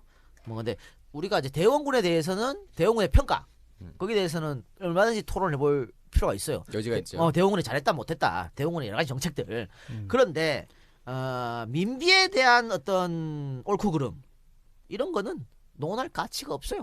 민비의 악행은 말할 필요가 없습니다. 잘한 게 하나도 없다. 이렇게 말씀을 드리겠습니다. 그러니까 그녀는 민비는 오직 권력을 위해서 혹은 자신의 영달을 위해서 살아간 여자다. 드라마나 영화 뮤지컬로 그녀가 이 나라 한많은 조선 말기의 역사에서 당당한 여성으로 살아갔던 그런 기록 그렇게 기록되는 것은 이제는 좀 그만하자 이렇게 말씀드리면서 오늘 방송을 마치도록 하겠습니다. 자, 이 박사 오늘 방송하면서 느낀 점 뭡니까? 그 교학사 교과서 한참 논란이 됐던 교과서에서 누구였을까? 육당 최남선이었나요? 이 사람에 대해서 공과 과가 있는데 공에 몇 점을 주고 과에 몇 점을 줘서 어떻게 평가할 것인가? 공과 과 중에 뭐가 더 높은가? 이런 것들에 대해서 얘기를 했는데 저는 거기에 대해서 그렇게 생각해요. 공은 우리나라 역사를 잘 정리한 공, 과는 반역죄. 반역죄는 무기징역 혹은 사형 있죠. 사형? 그렇게 되죠. 똑같이 적용을 한번 해봤으면 싶습니다. 중전 민 씨가 일본 낭인손에 죽은 것과 그 애통함과 중전 민 씨가 중전이 되고 나서 죽기 전까지 했던 그 만행? 악행들? 어떤 것이 공과가 더 크냐고 똑같이 교학사 교과서에서 했던 방식대로 물어도 답은 마찬가지일 겁니다.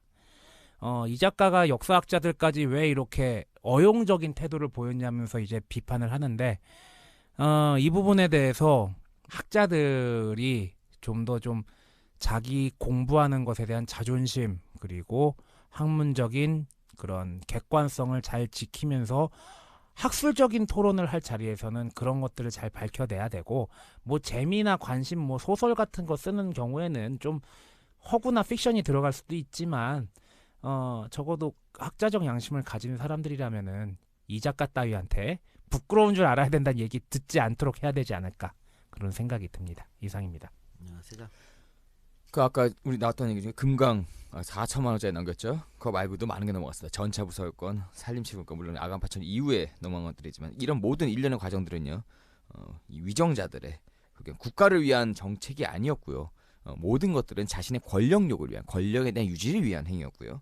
이런 것들을 보면서 지금과 또 한번 겹쳐지는 내용들이 있어가지고 겁이 나서 말씀을 드리겠습니다. MB정부에서 박근혜 정부로 넘어오는 동안요. 연속성으로 가져가는 게 있습니다. 바로 대북 논조가 급격하게 일탈이 됐고 변형되고 있습니다. 예전에는 대북에 대한 강경책을 취하다가요. 갑자기 뜬금없이 올해 초에 통일은 대박이라는 단어와 함께 무엇인가가 날라왔고요. 그리고 그 이후에 매우 급박한 속도로 모든 정책들이 진행이 되고 있습니다. 대정부 질문에서 유라시아 이니셔티브 관련된 내용이 나왔었고요. 거기에 관련된 철도 얘기들이 나왔는데요. 저는 갑자기 여기서 1896년에 있었던 철도 부설권 이야기가 떠올랐습니다. 우리는 우리의 안위와 우리 국민들, 이 대한민국을 위해서 철도를 여는 것이 아닐 수도 있다. 이것들이 과연 이 위정자들이 어떠한 목적으로 이것을 열 것이냐라는 걱정이 들었습니다. 통일도 좋고요. 유라시아 이니셔티브도 좋습니다.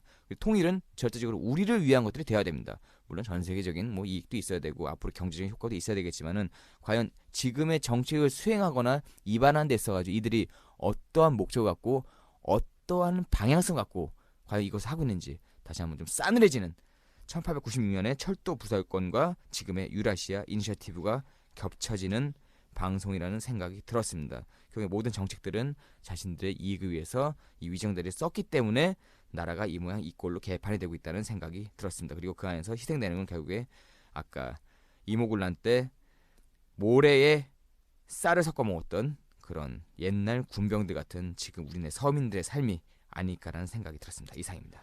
그리고 세닥이 말한 것처럼 조선 말, 구한 말 있죠? 구한 말은 망할 수밖에 없는 그런 나라였어요. 그게 지금 세작이 현 우리나라라고 비교를 했는데 아이고 뭔가 오싹하네요. 그래요. 근데 자 죽음이 비참했다고 미화해지는 인물들이 여러 있습니다. 사도세자도 그렇죠. 또 박정희도 그렇습니다. 박정희 중간에 넣네요. 박정희 중간에 왜 주인공이 민비니까. 그리고 민비도 그렇습니다. 이 세 명 공통점이 죽음이 비참했다고 되게 미화해진 인물들입니다. 그런데 우리 역사를 한번 사실 우리가 지금 이 방송 조금 그렇죠. 계속해서 우리가 안 했던 이유는 해달라는 거 안 했던 이유는 100% 뻔합니다. 이 방송 나오면 난리 날 거야. 감히 우리 국모를 명성황후를 난리 날 건데 여러분들이 지금까지 알고 있던 역사하고 우리가 다른 얘기를 하니까 멘붕이 올 수도 있죠. 그러면 여러분들 한번 찾아보시기 바랍니다. 누구 말이 맞는지 한번 찾아보시고 스스로 선택할 아니 꼭 무슨 뭐 박사만 우리 이 박사만 역사에 대해서 얘기해야 됩니까? 아니거든. 누구나 여러분들도 할 수 있는 거예요. 충분히 할 수 있으니까 여러분들 한번 찾아보시고 충분한 토론과 논쟁을 할 필요가 있다고 보고요. 이 박사 올해가 무슨 년이야? 2014년. 가보년. 60갑절. 가보년 있죠? 네. 가보년인데요. 1894년 동학 농민혁명 일어난 데가 무슨 년이었습니까? 가보년이요. 가보년이었습니다. 가보농민전쟁. 그렇습니다. 가보년이었습니다. 가보년에 우리 밀란이라고 합니다. 동학 농민혁명 일어났고요. 그 이듬해인 1895년에 여우 민비가 사망했습니다. 그렇죠. 을미. 네. 갑을 병정의 갑을 신사오미 네. 을미년. 내년에 내년에 어떻게 그래 뭐 하여튼 자 올해 우리 좀 갑오 농민 혁명 같은 혁명적인 일이 일어나지 않을까 이런 예상을 해보면서 만약에 그것이 일어난다면 우리 이재희가 앞장서 아니요 앞에는 못 쓰겠습니다. 앞에는 못 쓰겠습니다. 중간쯤에 쓰겠습니다. 중간쯤에 서서 하는 걸로 합시다. 우리는 도화선에 불을 붙였어. 그래 그런 식으로 해서 방송을 하고 또 중간쯤에 서서 나서도록 뉴라이트 종북자파. 순간적으로 앞에 선다니다 깜짝 놀랐네. 중간쯤에 하겠습니다. 야, 우리는 이야 아로가 아니고. 그렇습니다. 아로는 안 됩니다. 아로는 큰일 납니다. 중간쯤에 서는 걸로 하고. 자 그러면 엔젤 펀딩 소개해주면서 오늘 방송 마치고 다음 주에 뵙는 걸로 하겠습니다. 제공 진생바이팜 흑삼 3박스 향기나리 차 1박스. 여기서 차는 카가 아니라 티입니다. 권민서 희야 구경진 박인경 마르티네손 문석사